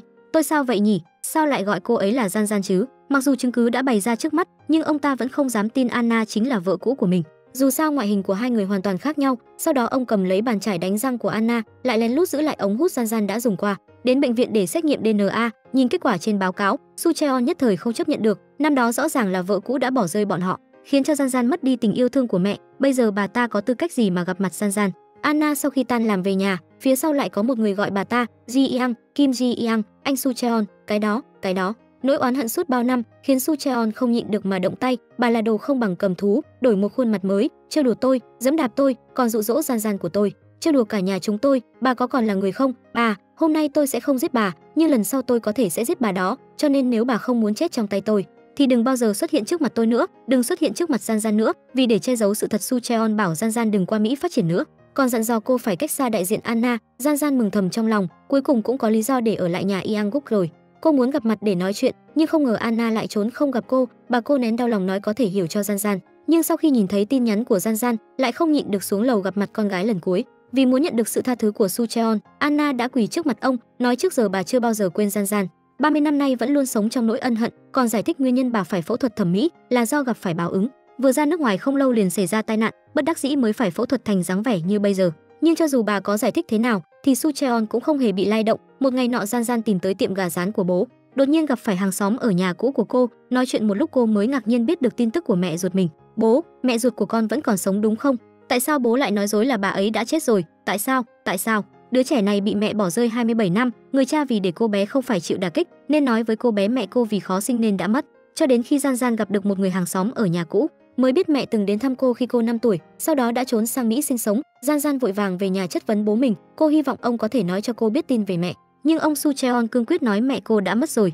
Tại sao lại không tin lời của bố? Người phụ nữ đó mất rồi. Gian Gian không hiểu nổi sao bố lại phản ứng như vậy. Chẳng lẽ mẹ là tội phạm sao? Cô cũng muốn được gặp mẹ một lần. Hai bố con vì vậy mà cãi nhau, cũng từ đó cắt đứt quan hệ. Con sau này sẽ không còn là con của bố nữa. Này, Gian Gian à, sau khi rời khỏi nhà, Gian Gian tìm đến người dì của mình. Cô muốn biết rõ sự thật, nhưng dì cô đã rời đi từ 15 năm trước. May rằng chủ hộ hiện tại hứa sẽ giúp cô tìm kiếm thông tin liên lạc. Gian Gian đến gặp Anna, cô muốn nhờ bà giúp cô tìm người mẹ bên Mỹ của mình.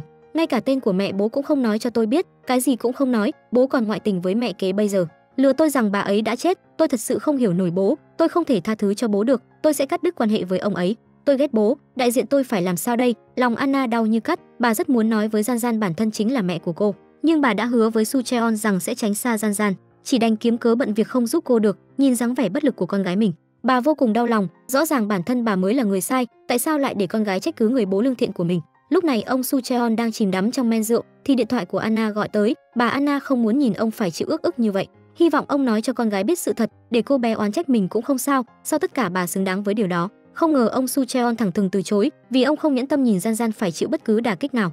Tôi sai rồi, bà thật sự biết mình đã sai, vậy thì hãy biến mất khỏi đây đi, đừng bao giờ xuất hiện nữa. Mà Gian Gian vì mãi nghĩ về mẹ mà lỡ mất chuyến xe, xung quanh cũng không có xe. Ngay lúc này Yang Guk gọi tới.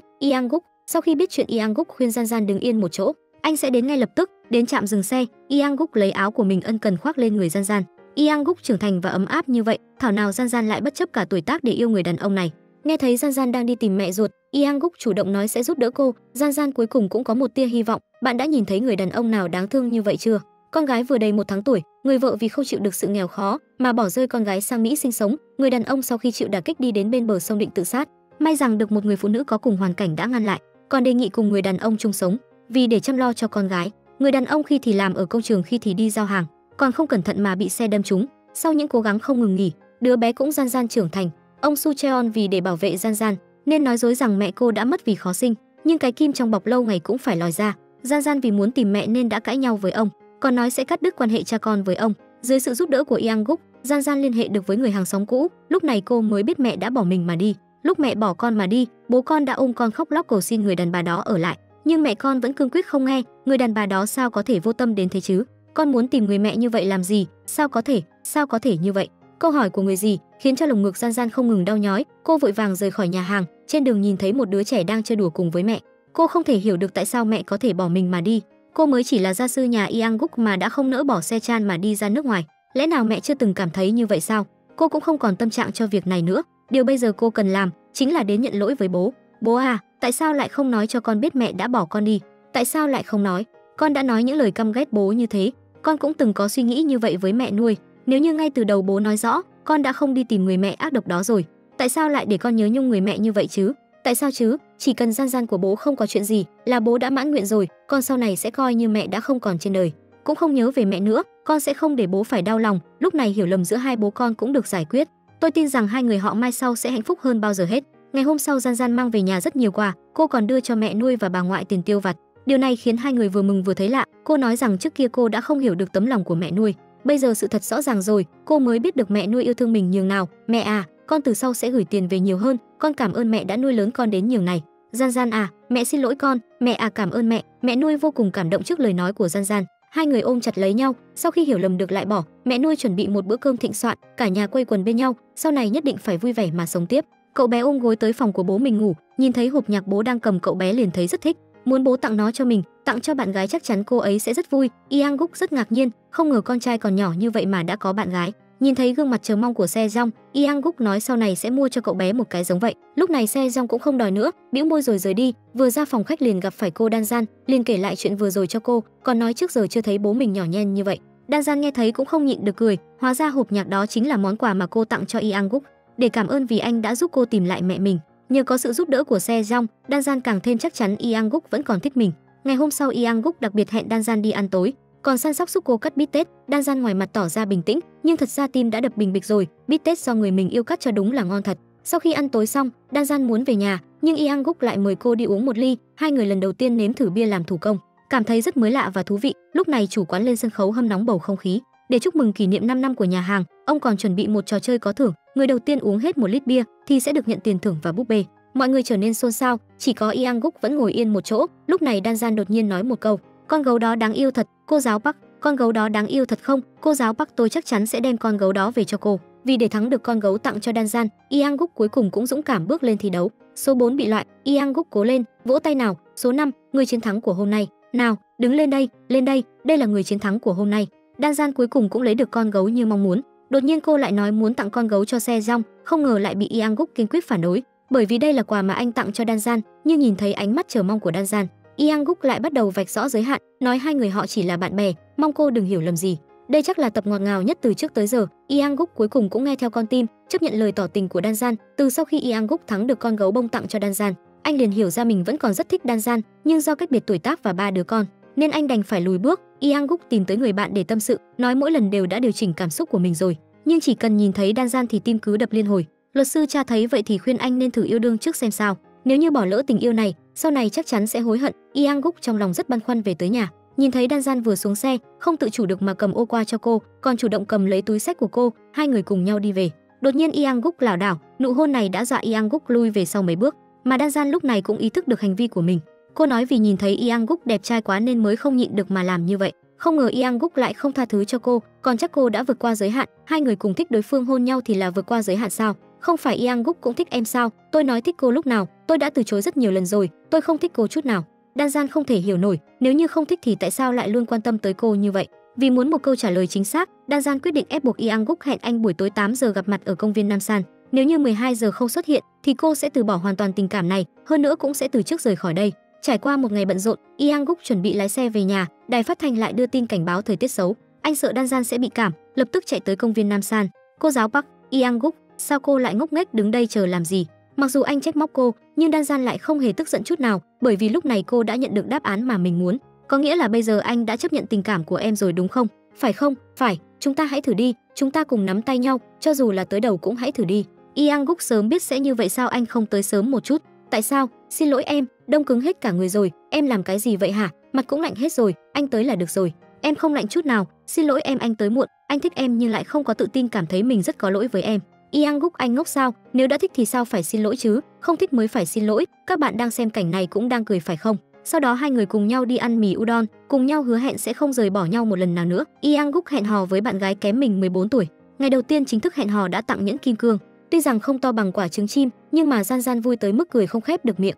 Cô gái này dễ thỏa mãn quá. Yang Guk quyết định công khai hẹn hò vào ngày sinh nhật của con trai út. Một nhà 5 người tới bãi trượt tuyết, dù sao cứ phải dỗ các con vui vẻ đã.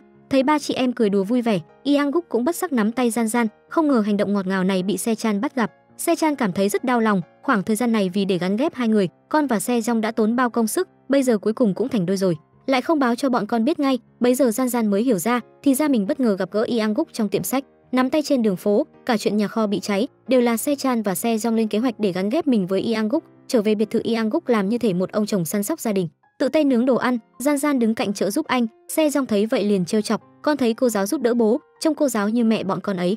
Jenny lại trách móc em trai không lễ phép, sao lại nói lời không tôn trọng cô giáo như vậy. Thấy bầu không khí có vẻ gượng gạo, Se Chan lập tức nâng ly chúc mừng, tuy còn nhỏ nhưng y cao thật đấy. Buổi tối sau khi các con ngủ rồi, Hai người lén lút lẻn ra ngoài hẹn hò, không ngờ cảnh tượng thân mật này lại bị quản gia nhìn thấy. Cô ta nhận ra Yang Guk hủy hôn là do con bé Gian Gian.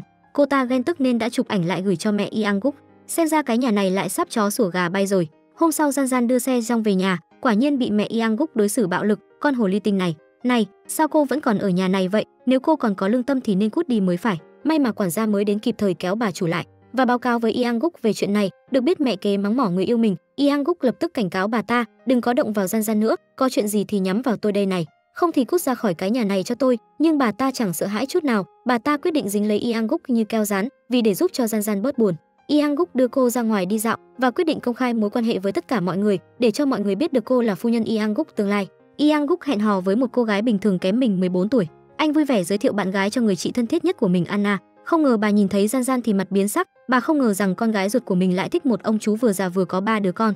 Tuy rằng không dám tin, nhưng nhìn chiếc nhẫn trên tay Gian Gian, bà biết chắc chắn không chỉ là vui đùa. Thế là bà đành phải bảo mình có việc đột xuất, sau đó rời đi ngay lập tức, mà thái độ của bà khiến Gian Gian cảm thấy tự ti. Tưởng là bà thấy bất mãn gì với mình, nhưng không ngờ bà lại mau chóng hẹn gặp riêng Gian Gian, mong rằng cô chia tay với Yang Guk. Lý do lại là Yang Guk quá già, lại còn có 3 đứa con, với lại mới hủy hôn không lâu trước, mà Gian Gian mới 27 tuổi, tuổi còn trẻ măng. Không lẽ cô vì tiền sao? Vì tiền nên mới hẹn hò với cậu ấy sao? Gian Gian lập tức phủ nhận không phải là vì tiền, hẹn hò với Yang Guk hoàn toàn là do cô yêu anh ấy. Anh ấy vừa trưởng thành chững chạc lại vô cùng chu đáo. Nói xong cô nén nước mắt rời khỏi nhà hàng, Anna cũng vội vàng đuổi theo. Không ngờ Su Cheon đi ship hàng lại tình cờ bắt gặp. Su Cheon tưởng Anna lại tới bám lấy con gái, lập tức kéo tay bà hỏi cho rõ. Nhưng Anna lại nói Gian Gian đang hẹn hò với đối tượng không nên, vì muốn Gian Gian đổi ý nên bà mới hẹn cô gặp mặt. Su Cheon nói cho dù có vậy, cũng không đến lượt người phụ nữ bỏ chồng bỏ con là bà lo lắng. Ông làm ra vẻ không có chuyện gì rồi trở về nhà. Không ngờ Gian Gian đưa Yang Guk về nhà ra mắt, công khai thừa nhận mối quan hệ, mọi người vô cùng kinh ngạc. Chỉ có Su Cheon còn bình tĩnh, gọi Yang Guk ra ngoài nói chuyện. Ông hỏi tại sao anh lại chơi đùa tình cảm của con bé như vậy. Con và cô giáo đưa ra quyết định này cũng đã suy nghĩ và phiền muộn rất lâu, con không chơi đùa với cô giáo Park, cho dù Gian Gian nhà tôi không hiểu chuyện mà thích anh, thì anh cũng phải từ chối nó đi chứ. Gian Gian thấy bố làm như vậy không hay chút nào, nói là do mình theo đuổi Yang Guk trước và suy nghĩ rất lâu mới quyết định hẹn hò, con không nói chuyện với bố nữa. Cả nhà đều không đồng ý cho Gian Gian lấy một ông chú già như vậy, chỉ có mẹ kế là ủng hộ, nhưng người ta là Yang Guk tập đoàn FT đó, nhìn thì có vẻ như một chàng trai trẻ. Tuy rằng có 3 đứa con rồi, chỉ cần có đủ năng lực, cho dù không kết hôn với Gian Gian thì cũng vẫn lấy được gái trẻ. Đúng thế, bây giờ vẫn còn rất nhiều người muốn cưới Yang Guk đó, còn đến chào hỏi chính thức nữa, cảm giác không phải hẹn hò cho vui đâu. Làm sao bây giờ? Cô im miệng đi, tôi không đồng ý đâu. Chị ơi, không còn sớm nữa rồi, chị về nhà đi. Mà Gian Gian và Yang Guk bị cả nhà phản đối, đến sân chơi bóng bàn để giải tỏa áp lực, nhưng Yang Guk không hề có ý muốn nhường. Điều này khiến Gian Gian cực kỳ buồn bực, là đàn ông mà sao chẳng ga lăng chút nào vậy. Nhưng Yang Guk nói rằng khi thi đấu thì đâu phân nam nữ. Thôi vậy em không chơi nữa. Chơi xong tâm trạng hai người đều vô cùng khoan khoái. Gian Gian bắt đầu dặn dò Yang Guk, cho dù bố có phản đối thế nào cũng không được có ý định chia tay. Nhưng không ngờ hôm sau, Gian Gian bị bố nhốt vào phòng, còn thu cả điện thoại. Mẹ kế thấy cực kỳ khó hiểu, bây giờ có phải thời Triều Tiên đâu, nhốt con vào phòng là hành vi sai trái, hơn nữa cũng chẳng giải quyết được vấn đề gì. Nhưng Su Cheon không nghe, ông cho rằng không khuyên được thì phải dùng biện pháp mạnh. Cô gia sư vì yêu đương với Yang Guk hơn mình 14 tuổi nên bị bố nhốt vào trong phòng. Không ngờ 2 đứa con của Yang Guk lại tìm tới tận cửa, cầu xin Su Cheon hãy thả cô Gian Gian ra. Nhìn thấy ông vẫn ngồi yên một chỗ, cậu bé còn nói ông đây là vi phạm pháp luật, cháu cũng muốn chịu tội cùng cô Gian Gian, hãy nhốt cháu vào trong đó cùng cô đi, nhốt cháu nữa, cháu cũng muốn ở cùng với anh và cô Gian Gian. Gian Gian mặc dù rất đau lòng, nhưng lúc này cô cũng không thể làm được gì. Su Cheon không nỡ nhìn bọn trẻ khóc lóc thảm thương như vậy, chủ động nói muốn đưa bọn trẻ về nhà. Không ngờ 2 đứa trẻ này lại không chịu về nhà mình. Đối với bọn trẻ, Gian Gian giống như mẹ của chúng vậy, tình cảm rất sâu nặng. Su Cheon không còn cách nào, đành phải gọi điện cho Yang Guk. Yang Guk rất nhanh đã tới đây, trực tiếp ôm xe Jong lên, sau đó kéo xe Chan đi. Bọn trẻ vừa đi cả nhà cũng yên lặng hẳn. Trên đường về nhà, Yang Guk trách xe Chan xen vào chuyện của người lớn, cũng không nên một mình đưa xe Jong đi ra ngoài, nếu như xảy ra chuyện gì thì không thể tưởng tượng nổi. Không ngờ xe Chan lại cãi lại bố mình, cô giáo cũng đã bị nhốt lại rồi, bố không nghĩ được cách gì sao? Không phá cửa đưa cô Gian Gian về được sao? Bố cũng đau lòng mà. Nhìn thấy xe Jong hiểu chuyện như vậy, Yang Guk cũng không kiềm được nước mắt, mà Gian Gian nhân lúc bố đi ra ngoài, lấy cớ muốn đi vệ sinh lừa bà ngoại mở cửa phòng cho mình. Cô tưởng lần này mình có thể chạy thoát, không ngờ vẫn bị bố cô phát hiện. Mặc kệ bố kêu gọi la hét như thế nào, Gian Gian cũng không quay đầu lại. Đúng vào lúc này, Su Cheon đã được đưa vào bệnh viện, nhưng sau khi tỉnh lại, câu đầu tiên mà ông nói là bảo Gian Gian hãy chia tay với Yang Guk. Gian Gian không thể hiểu nổi bố mình đang nghĩ gì, khóc lóc chạy ra khỏi phòng bệnh. Sau đó cô gọi điện nói chuyện này cho Yang Guk, mà Yang Guk cũng rất hiểu chuyện, lập tức đem theo hoa quả tới thăm bệnh bố Gian Gian. Nhưng bố vợ tương lai lại từ chối anh thẳng thừng, tuổi tác đã lớn từng này rồi, lại còn có 3 đứa con, cậu muốn làm gì vậy hả? Không cần mặt mũi nữa sao? Ông bố này đúng là cố chấp mà. Con gái có một người bạn trai như vậy hạnh phúc biết bao, có tiền tiêu không hết, con cái thì có bảo mẫu chăm sóc, quan trọng là Yang Guk thật lòng yêu Gian Gian. Cuối cùng Yang Guk rời khỏi bệnh viện. Nhìn thấy bóng lưng buồn bã của người mình yêu rời đi, Gian Gian lập tức chạy theo. Gian Gian cổ vũ người yêu đừng vì chút khó khăn mà bỏ cuộc nhé. Vì để ngăn cản mối tình này của con gái, Su Cheon đã quỳ xuống trước mặt bạn trai của con gái. Yang Guk vội vã đỡ bố vợ tương lai dậy, không ngờ ông ta lại đẩy tay Yang Guk ra. Ông cầu xin anh bỏ qua cho Gian Gian, bởi vì Gian Gian bây giờ mới 27 tuổi, là một cô gái với một tương lai sáng lạn phía trước, mà Yang Guk đã 41 tuổi lại còn có một đời vợ, còn phải nuôi 3 đứa trẻ nghịch ngợm, điều này rất bất công với Gian Gian. Yang Guk cũng có con gái, cậu hãy đứng trên lập trường của một người bố mà hiểu cho tôi đi. Yang Guk nghe thấy lời này, nước mắt cũng không kiềm được mà rơi xuống, nói mình sẽ nghiêm túc suy nghĩ về mối quan hệ này. Mà Su Cheon cũng quyết định tin Yang Guk một lần. Khi Yang Guk về đến biệt thự, nhìn thấy cái cây lớn đó, chợt nhớ tới chuyện treo khăn ngày trước. Không phải, cái khăn đó từ đâu bay tới vậy? Không được, mình đã từng này tuổi rồi, còn có 3 đứa trẻ. Vừa quay đầu lại phát hiện Gian Gian đã sớm đứng ở phía sau mình. Nhìn thấy người mình yêu đau lòng như vậy, Gian Gian tiến lên hỏi anh đã xảy ra chuyện gì. Lúc này mới biết được bố cô đã tới đây. Cô nói cho dù như thế nào thì cô cũng sẽ không chia tay. Tình cảm không được bố mẹ ủng hộ thật sự là rất khó khăn.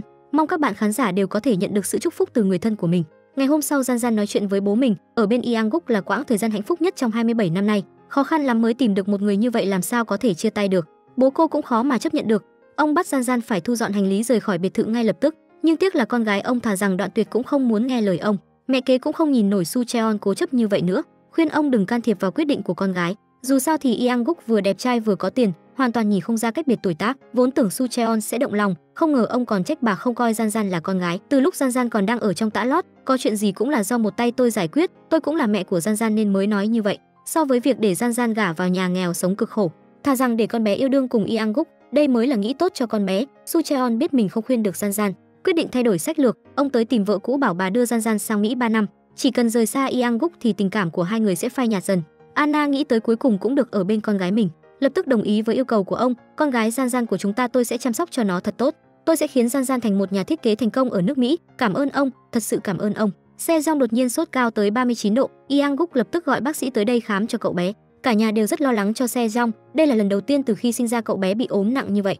Bác sĩ chẩn đoán là do lo âu quá nhiều, bệnh này thì không có thuốc nào có thể chữa được, chỉ khi có Gian Gian, cậu bé mới khỏi bệnh được. Yang Guk lộ ra vẻ bối rối. Trong lúc ăn trưa, Se Jong không ăn uống được gì, ngay cả lạp xưởng yêu thích nhất cũng nôn ra. Yang Guk thấy vậy rất đau lòng, lập tức bế con trai về phòng nghỉ. Nhưng Se Jong lại nói mình không ngủ được, bố con phải nhìn thấy cô Gian Gian thì con mới ngủ được.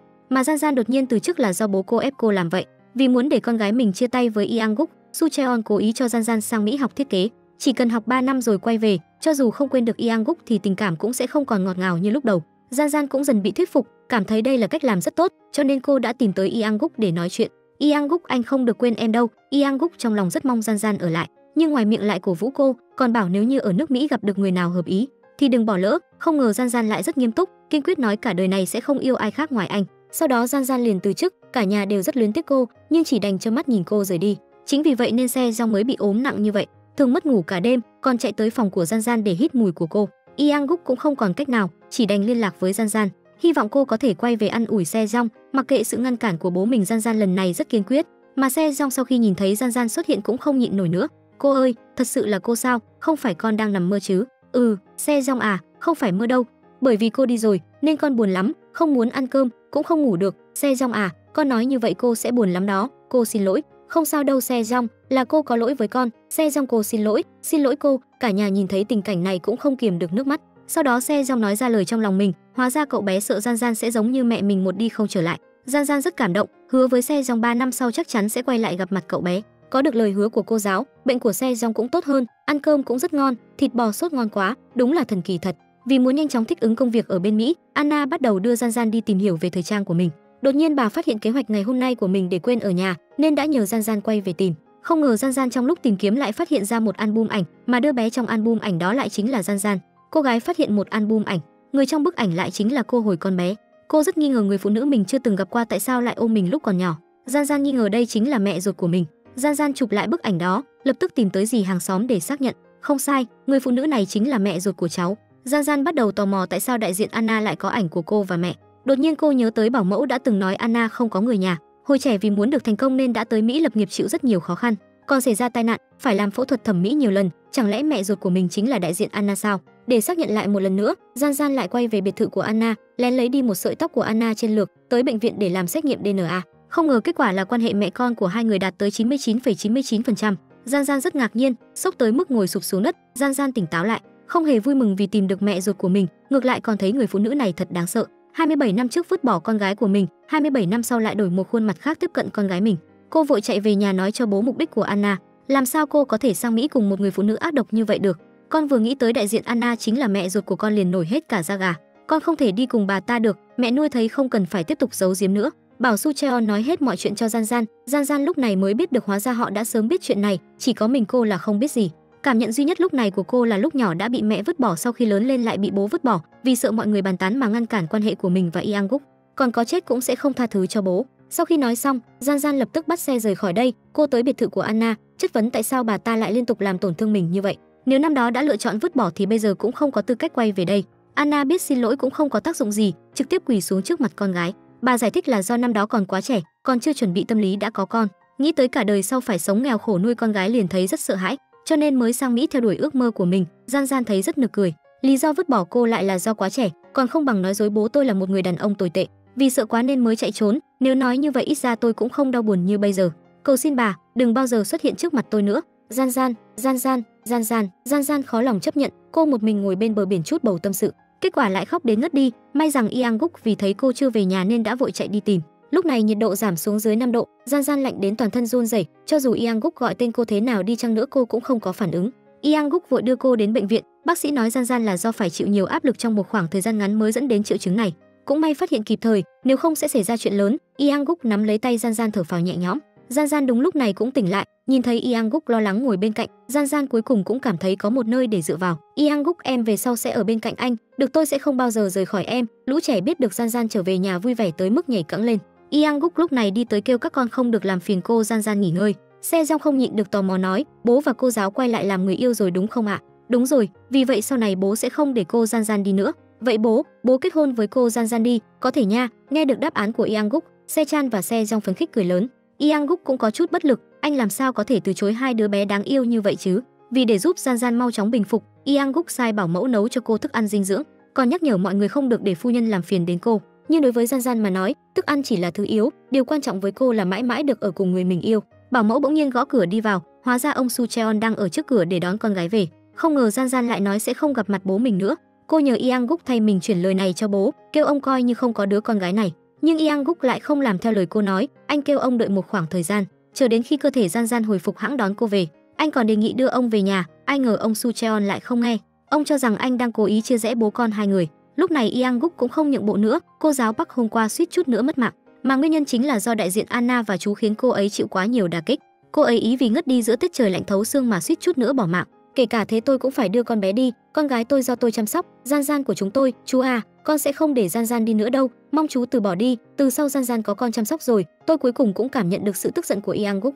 Ông Sucheon đứng ngây ra đó, có thể là ông đã nhận ra sai lầm của bản thân mình. Hôm nay mẹ ruột tìm đến nhà Yang Guk, Gian Gian không có tâm trạng trực tiếp kêu bà ta rời khỏi đây. Anna nói rằng bà đã nhận ra lỗi lầm của mình rồi, hiện giờ bà cũng không có tư cách nào làm mẹ của Gian Gian. Sau khi rời xa con, mẹ không có một giây phút nào là không nhớ tới con. Vì vậy hy vọng con có thể cùng mẹ sang Mỹ để mẹ có cơ hội bù đắp cho con. Gian Gian không thèm liếc mắt nhìn bà ta, luôn miệng kêu bà biến mất khỏi mắt mình. Mẹ biết rồi, mẹ sẽ đi, con đừng hận bố con. Bố con không có làm sai chuyện gì cả, người bỏ rơi con là mẹ. Vậy nên Gian Gian à, đừng giận bố. Gian Gian cuối cùng cũng không chịu nổi nữa. Cô chất vấn mẹ tại sao lại khiến cô chịu nhiều đau khổ đến thế. Mà cuộc hội thoại của hai người đều bị phu nhân ở bên ngoài nghe được, cho đến nay thân phận của Gian Gian đã không còn là một bí mật nữa. Anna không lay chuyển được con gái, vì vậy đến cầu xin Yang Guk giúp đỡ, không ngờ Yang Guk lại nói muốn cùng Gian Gian kết hôn. Tôi sẽ chăm sóc Gian Gian, cô ấy muốn học gì đi đâu sẽ do tôi lo liệu. Mong bà từ sau đừng nhắc đến chuyện đi Mỹ với cô ấy nữa. Yang Guk, cả chú và bà đã khiến Gian Gian bị tổn thương, người bị tổn thương là Gian Gian, tôi sẽ giúp cô ấy có được hạnh phúc, mong bà đừng xen vào chuyện này. Nếu như bà thật sự có lỗi với cô ấy, vậy thì đừng can thiệp vào tình cảm của cô ấy, tác thành cho cô ấy đi. Đứa trẻ này lớn lên thật đáng yêu, nhưng lại có một người mẹ mưu mô độc ác. Cô ta chưa có chồng mà đã sinh con, vì vậy đã vứt đứa trẻ ở ngoài cửa một nhà tài phiệt. Phu nhân của nhà tài phiệt thấy đứa trẻ đáng thương nên đã nhận nuôi đứa bé và đặt tên là Se Jong. Nhưng người mẹ lại không an phận mà xin vào đó làm quản gia của gia đình đó. Cuộc sống sau này cũng coi như là bình yên, chỉ đến khi phu nhân tài phiệt mất đi, người phụ nữ mưu mô này bắt đầu mộng tưởng bản thân sẽ có thể thay thế vị trí của phu nhân. Không ngờ Yang Guk trực tiếp từ chối cô ta, mà lại rơi vào lưới tình với gia sư Gian Gian. Cho đến một ngày Yang Guk rơi xuống núi và mất đi ký ức. Saja nhân cơ hội đó đóng giả một màn kịch, cô ta tự xưng là người yêu của Yang Guk.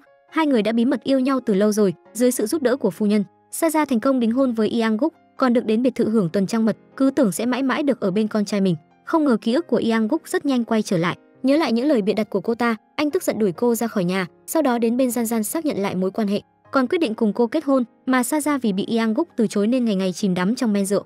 Kết quả lại gặp được chú của Gian Gian, hai người phát sinh chuyện ngoài ý muốn, không lâu sau cô ta đã mang thai, việc đầu tiên cô ta làm chính là đến bệnh viện phá thai. Nhưng nhìn đứa bé đáng yêu trước mắt, cô ta từ bỏ ý định điên rồi này, quyết định lợi dụng đứa trẻ trong bụng một cách triệt để.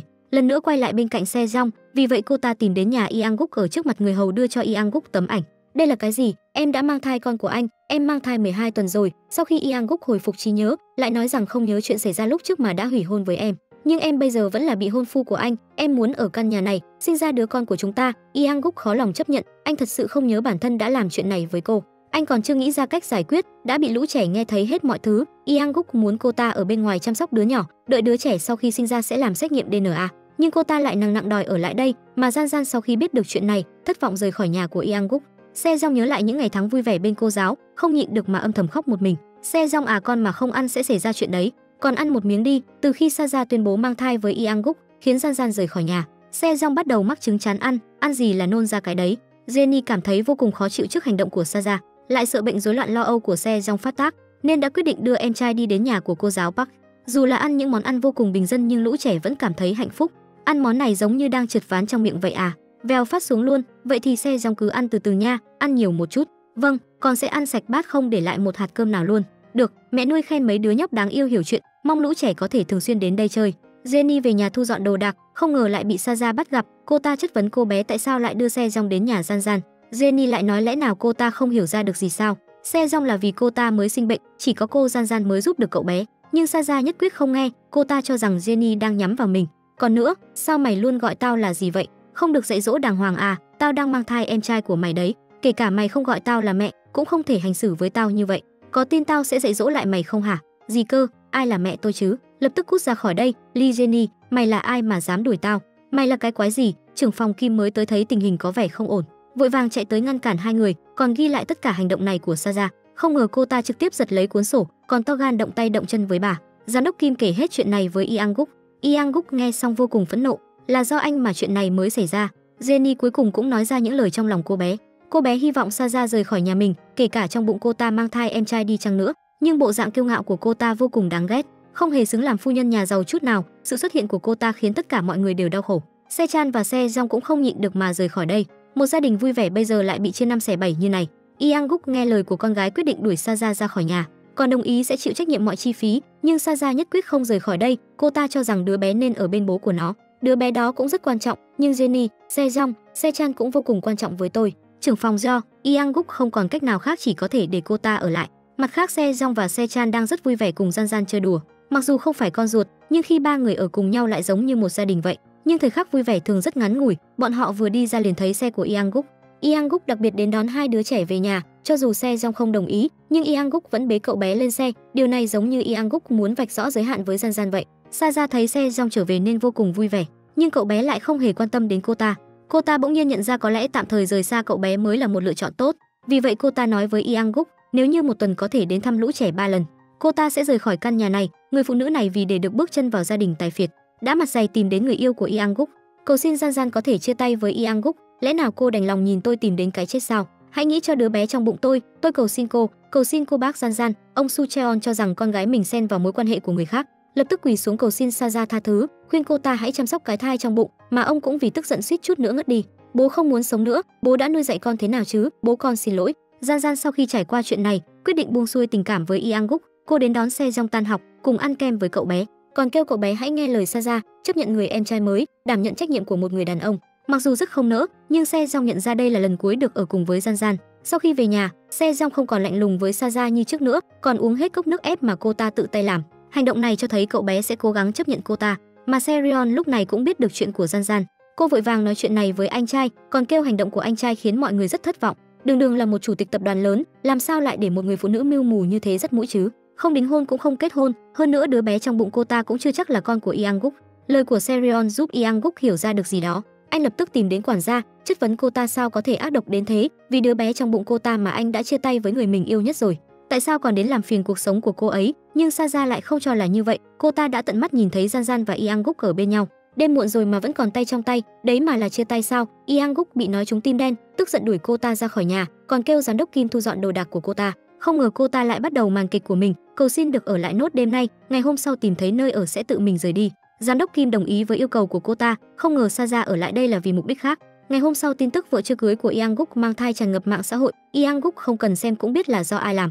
Saja vui mừng nhìn thành quả của mình trước mắt, đột nhiên Yang Guk xông vào, nếu như lời cô nói cô thật sự thích tôi thì sẽ không làm như vậy với tôi, rốt cuộc cô muốn gì? Người mang thai đứa con của chủ tịch như tôi tất nhiên là muốn chủ tịch rồi. Tôi muốn trở thành vợ của chủ tịch, dù trời có sập xuống cũng không thể đâu. Thật sao? Vậy thì tôi sẽ không ra khỏi nhà này. Nếu như anh kêu giám đốc Kim đuổi tôi đi, anh sẽ được nhìn thấy tin tức đó ngay lập tức. Yang Guk đuổi vợ chưa cưới đang mang thai của mình ra ngoài. Tin tiếp theo sẽ là vị hôn phu của Yang Guk chết đuối trên sông Hàn. Yang Guk không làm gì được, tức giận mà đấm vào tường. Lúc này anh giống như phát điên vậy, anh nhớ lại tất cả ký ức trước đó, cùng với trưởng phòng Do ở bên nhau tôi thật sự không chịu được, cô lúc nào cũng nói dối tôi cũng căm ghét chính bản thân mình, có cố gắng thế nào tôi cũng không có tình cảm với cô. Vì vậy tôi không thể kết hôn với trưởng phòng Do. Trưởng phòng Do, sao cô lại lừa tôi? Chúng ta không phải người yêu cũng chưa bao giờ yêu nhau. Tại sao lại lừa tôi? Tại sao? Cô sau này đừng xuất hiện trước mặt tôi nữa, cũng đừng để tôi thấy mặt cô. Chúng ta kết thúc từ đây. Sự thật bày ra trước mắt, anh biết được đứa con trong bụng cô ta nhất định không phải con mình. Đứa con trong bụng cô là của ai? Dưới sự tra hỏi của Yang Guk, cô ta cuối cùng đã thừa nhận đứa bé là con của người khác. Còn nói bản thân làm như vậy đều là vì muốn ở bên cạnh Yang Guk, nhưng Saja có cầu xin thế nào Yang Guk lúc này chỉ cảm thấy khinh thường cô ta, lập tức sai trưởng phòng Kim đuổi cô ta ra khỏi nhà. Phu nhân không thể chấp nhận được vị quản gia làm việc ở đây 5 năm lại là người mưu mô đến vậy. Cô còn không bằng một con ký sinh hút máu người, sao có thể nghĩ đến chuyện đấy chứ? Cả đời này tôi cũng chưa từng làm lại chuyện như vậy. Cô không phải là người mau chóng cút khỏi đây, cho dù mắng mỏ thế nào Saja cũng không hề phản kháng. Bà ta trực tiếp lôi cô ta ra khỏi căn biệt thự, còn lấy muối ném lên người cô mà mắng. Tại sao trên đời này lại có người như cô ta cơ chứ? Cả đời này đừng bao giờ xuất hiện trước mặt chúng tôi nữa. Saja cuối cùng cũng không dám tự cao tự đại nữa, ấm ức rơi nước mắt. Đây có thể coi là tập phim hay nhất từ trước đến giờ. Kế hoạch thất bại, Saja đến bờ sông định tự tử, nhưng nghĩ đến đứa trẻ trong bụng, cô ta không nỡ hại đến sinh mạng bé nhỏ ấy. Serion nhận điện thoại của mẹ. Sau khi biết được mọi chuyện mà Saja làm, cô lập tức nói hết chuyện này cho gia đình Gian Gian. Mặc dù sự thật đã tỏ, nhưng ông Su Cheon lại kêu cả nhà giữ bí mật với Gian Gian, vì ông không muốn để cô và Yang Guk ở bên nhau. Mà chú Gian Gian nghe xong cũng cảm thấy có gì không đúng. Biết được bản thân chính là bố đứa bé, anh lập tức tìm đến Saja chất vấn cô ta tại sao lại lợi dụng đứa con của mình. Con trai chủ tịch Se Jong chính là con của tôi, sau khi tôi sinh ra nó đã để thằng bé trước cửa nhà Yang Guk, tôi muốn được ở bên thằng bé mãi mãi, muốn sau khi kết hôn cùng Yang Guk sẽ đường đường chính chính trở thành mẹ Se Jong, vì vậy tôi mới làm như thế. Lòng anh đau như cắt, hóa ra người phụ nữ này lại có bí mật động trời như vậy. Trong phút chốc không thể chấp nhận được, vậy con của tôi thì sao? Con của tôi phải làm sao? Xin lỗi, cô thật là người phụ nữ độc ác. Gian Gian và tiền bối Hyun Bin cùng tham gia buổi họp báo, lại phát hiện Yang Guk cũng ở đó, có thể thấy Gian Gian thực chất vẫn chưa muốn buông tay Yang Guk. Từ nhà vệ sinh đi ra ngoài ý muốn gặp phải Yang Guk, hai người tiến đến chào hỏi, em vẫn ổn chứ? Vâng, em vẫn ổn. Em cứ nghĩ rằng sau khi chia tay Yang Guk sẽ không thể sống nổi. Hóa ra việc này không đau buồn như em tưởng. Em đã đi thăm những người bạn rất lâu chưa gặp, cũng học thêm và làm được nhiều điều mới. 24 tiếng thật sự không đủ. Yang Guk nhìn ra biểu cảm miễn cưỡng của Gian Gian, nhưng không hề vạch trần. Hóa ra sau khi anh hồi phục trí nhớ đã đến tìm Gian Gian, lại vô tình nhìn thấy dáng vẻ mệt mỏi của cô, anh sợ rằng sẽ tiếp tục tổn thương đến cô, vì thế quyết định không làm phiền cuộc sống của Gian Gian nữa. Hy vọng thời gian sẽ chữa lành những vết thương. Còn nói với lũ trẻ, bản thân và giáo viên Park sẽ không ở bên nhau nữa. Se Chan không hiểu được, rõ ràng bố đã lấy lại trí nhớ, tại sao hai người yêu nhau đến vậy lại không thể về bên nhau. Jenny cho rằng đây là chuyện tốt, vốn dĩ bố lớn hơn cô đến 13 tuổi, muốn gọi cô là mẹ cũng khó, bố nên tìm một người tuổi tác tương xứng với mình. Hai người yêu nhau thì tuổi tác có là gì chứ? Tình cảm mới thật sự quan trọng, tâm hồn mới quan trọng, chúng ta bắt bố bỏ đi tình cảm của mình thì chị sẽ vui hơn sao? Yang Guk sau đó rời khỏi hội trường, nhưng anh không biết Gian Gian đang âm thầm nhìn về phía anh. Em thật ra không hề ổn, một chút cũng không ổn. Còn nữa, em rất nhớ anh, các bạn đoán xem cặp đôi này sẽ đi được đến đâu? Đứa bé nói với bố mình, giữa ban ngày có một người đàn ông đã giật tóc của cậu bé. Yang Guk đột nhiên hoang mang, anh nhận ra có thể bố ruột của Se Jong đã xuất hiện, mà Saja lúc này cũng nhận được một mẩu tin nhắn của người yêu cũ.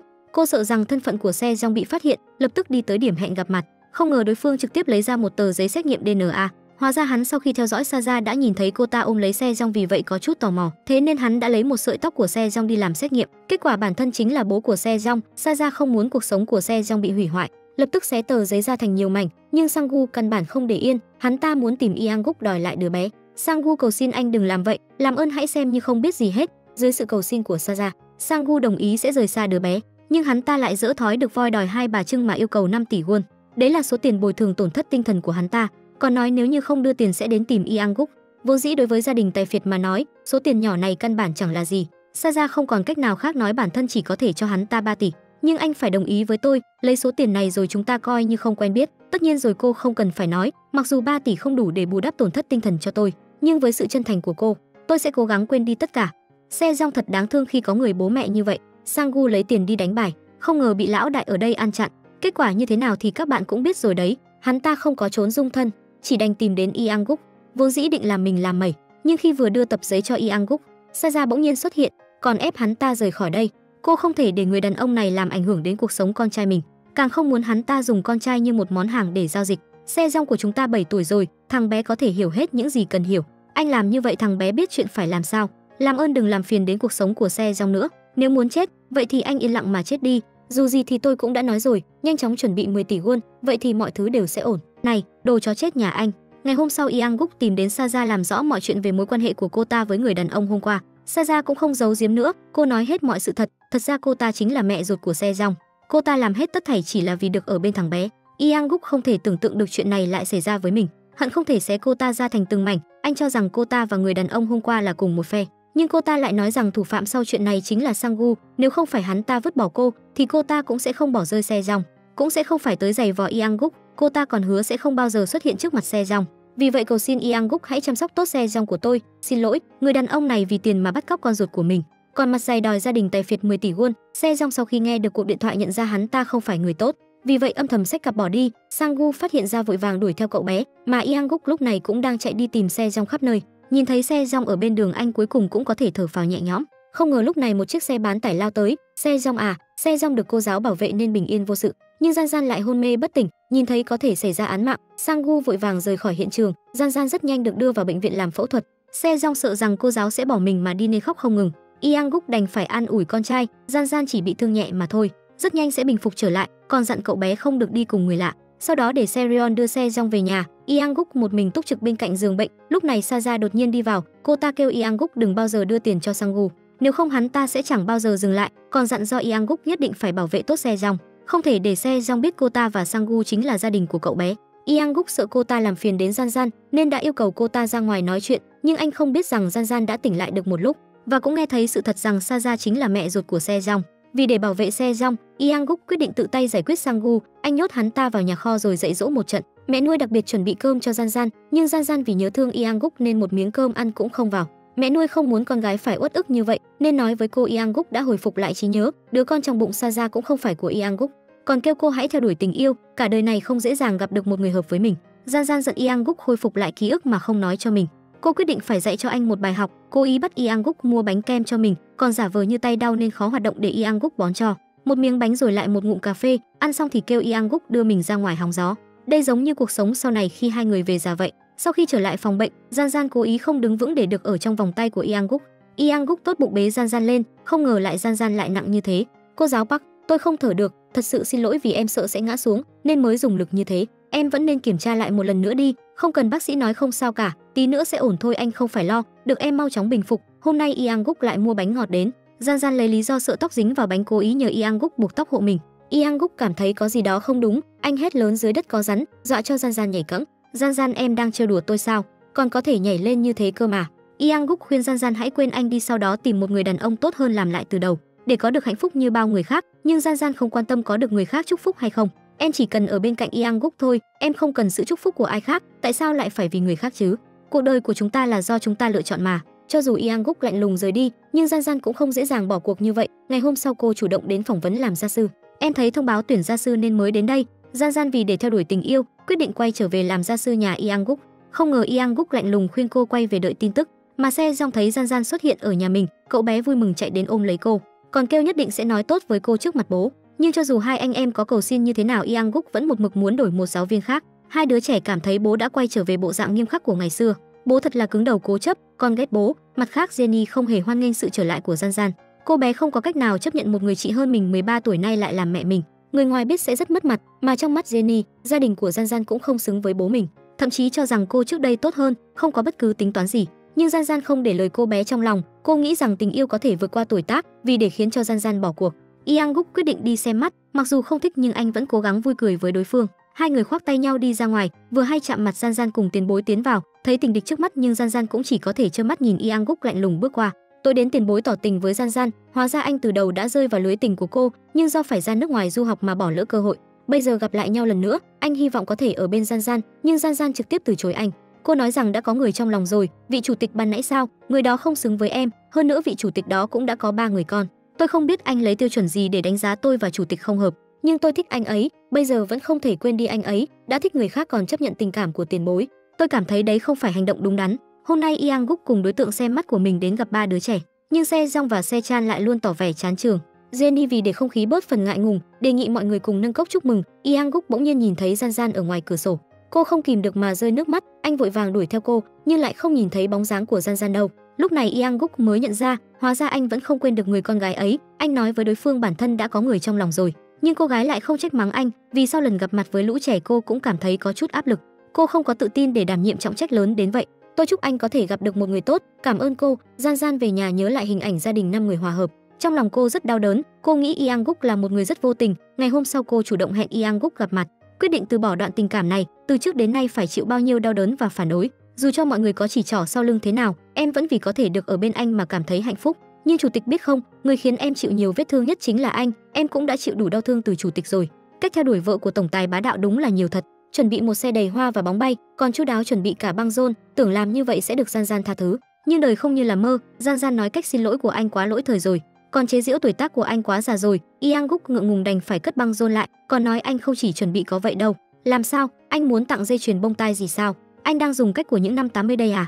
Muốn tặng gì cũng đều bị Gian Gian đoán trúng hết. Yang Guk rất bất lực, đành phải dùng khổ nhục kế chạy 50 vòng quanh sân vận động. Gian Gian giả vờ không để ý rồi rời đi, nhưng trong lòng vẫn rất lo lắng cho anh, không phải sẽ chạy 50 vòng thật đấy chứ, cứ chạy như vậy ngất đi thì phải làm sao? Đúng là điên rồi, trời tối rồi còn làm cái gì vậy chứ? Thôi đi, cho dù con ngất cũng đâu liên quan gì tới mình. Yang Guk trước giờ không hay vận động, vừa về tới nhà là chân bắt đầu không còn là của mình nữa. Anh ý thức được chắc có lẽ Gian Gian đã từ bỏ mình rồi, cho nên tới ngày hôm sau, anh nắm chặt lấy tay Gian Gian không chịu buông, nói muốn đưa cô tới một nơi, còn đổi nắm tay thành 10 ngón tay đan nhau, vì để chứng minh mình thật lòng. Yang Guk đứng trước mặt mẹ Maria thổ lộ tình cảm với Gian Gian, còn hứa sau này sẽ không bao giờ để cô phải chịu ấm ức, thề rằng cho dù có xảy ra chuyện gì cũng sẽ không buông tay Gian Gian. Gian Gian lúc này rất cảm động, lựa chọn tiếp tục nắm tay anh lần nữa. Đôi tình nhân này cuối cùng cũng hòa hảo như xưa, mong rằng biên kịch đừng để họ phải chia tay nữa. Mà Serion cũng tới khuyên Jenny chấp nhận Gian Gian, còn nói với cô bé đối tượng xem mắt lúc trước mặc dù rất thích Yang Guk, nhưng sau khi nghĩ tới tương lai phải chăm sóc 3 đứa trẻ liền sợ hãi mà từ bỏ, không muốn phát triển tiếp với Yang Guk. Cô còn bảo Jenny phải chuẩn bị thật tốt, nếu như bỏ lỡ cô Gian Gian, vậy thì sau này bố của cô bé sẽ chỉ gặp được những người vì tiền của gia đình họ, sẽ không có người nào giống Gian Gian thật lòng yêu thương bọn trẻ đâu. Jenny nhớ tới khuôn mặt vui về hạnh phúc của bố mình sáng nay, bỗng cảm thấy rất buồn bã. Cô ý thức được tình cảm của hai người họ đều là thật lòng. Gian Gian cũng rất yêu quý Se Jong. Jenny lập tức hẹn Gian Gian gặp mặt, bảo cô và bố mình hãy làm hòa, cô bé sẽ không phản đối hai người họ nữa. Jenny còn nói xin lỗi với Gian Gian, hai người cuối cùng cũng xóa bỏ hiểu lầm, mẹ con có quan hệ giống như chị em cũng rất tốt. Nhưng rất nhanh sau đó Gian Gian phát hiện Anna đã mắc bệnh ung thư, nếu như người mẹ đã vứt bỏ bạn muốn nhận lại bạn, hơn nữa bà ấy chỉ còn sống được 6 tháng, bạn sẽ lựa chọn không gặp bà ấy hay là lựa chọn buông bỏ thù hận mà sống cùng bà trong những tháng ngày còn lại. Mẹ nuôi của Gian Gian phát hiện chồng mình thường không ở nhà, nên đã nghi ngờ Anna vẫn chưa đi Mỹ. Bà ta lập tức tới khu chung cư của Anna, đúng như dự đoán đã nhìn thấy Su Cheon và Anna cùng nhau ra ngoài. Bà không dám tin vào mắt mình, cho rằng hai người họ đã làm hòa với nhau. Bà lén lút theo dõi hai người, phát hiện bọn họ tới siêu thị mua rất nhiều đồ dùng hàng ngày. Nhìn thấy cảnh này, mẹ nuôi cảm thấy bản thân mình rất đáng thương. Nghĩ tới suốt 27 năm kết hôn, Su Cheon chưa từng cùng mình đi siêu thị lần nào, bà thơ thẩn về tới nhà, nói với Gian Gian chuyện Su Cheon ngoại tình. Gian Gian con sẽ đứng về phía mẹ chứ, không được, mẹ không thể bỏ qua cho bọn họ như vậy được. Bà ta càng nghĩ càng thấy tức, quyết định phải đi hỏi bọn họ cho ra lẽ. Mà lúc này Su Cheon cũng vừa nấu xong bữa trưa cho Anna, dặn dò bà phải ăn uống đúng giờ, như vậy mới thuận lợi phẫu thuật được, còn hẹn bà ngày mai cùng đi dạo. Sau khi dặn dò xong liền yên tâm rời khỏi đó, nhưng ông vừa rời đi thì bà Jeon Sil lại tới đây, không nhìn thấy chồng mình đâu, nên bà lập tức tiến lên đánh mắng Anna. Bà là cái thá gì hả, cái đồ đàn bà xấu xa này, tôi biết bà không phải loại tốt đẹp gì mà, mục đích của bà là cái này phải không? Thế gian này nhiều đàn ông như vậy, tại sao lại là chồng tôi? Tại sao Anna nhìn thấy bà đau khổ như vậy, nói mình có nỗi khổ không thể nói ra được, cho nên Su Cheon mới tới đây giúp đỡ, còn hứa sẽ không làm gì với Su Cheon. Nhưng bà Jeon Sil đang tức thì làm sao có thể nghe được cái gì. Đúng lúc này Gian Gian cũng tới đây, nhìn thấy mẹ nuôi đang ngồi khóc ở dưới đất, cô chất vấn Anna tại sao còn chưa biến đi. Bây giờ tôi đã rất hận bà rồi, sau này đừng xuất hiện trước mặt tôi nữa, rời khỏi bố tôi mau, bà hãy biến mất khỏi thế giới này đi. Mẹ nuôi tôi đã vất vả nuôi tôi từ nhỏ, đó mới là một người mẹ, bà là ai mà dám bắt nạt mẹ tôi hả? Có sự ủng hộ của Gian Gian, Jeon Sil cuối cùng cũng tìm lại được chút an ủi. Cực khổ nuôi con gái 27 năm cuối cùng cũng không lãng phí. Mà Su Cheon biết tin Jeon Sil tới làm loạn ở chỗ Anna thì thấy vợ mình rất vô lý, nhất thời tức giận mà nói ra chuyện Anna bị ung thư, nếu không phẫu thuật ngay thì sẽ không sống được quá 6 tháng. Nhưng Anna vì rất áy náy khi đã bỏ rơi Gian Gian nên đã mất đi động lực để sống tiếp. cho nên thời gian này ông mới phải chăm sóc bà, cho dù hận đến cỡ nào đứng trước sinh mệnh cũng không đáng nhắc tới. Sau khi hiểu rõ nguyên nhân, bà Mi Suk khuyên Jeon Sil hãy hiểu cho Su Cheon, nhưng Jeon Sil vẫn khó mà chấp nhận nổi.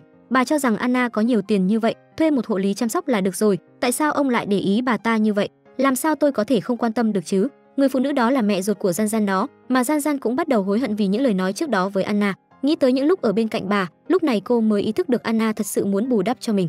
Su Cheon tới tìm Anna, nhưng lại phát hiện bà đã mất tích rồi, điện thoại cũng tắt máy.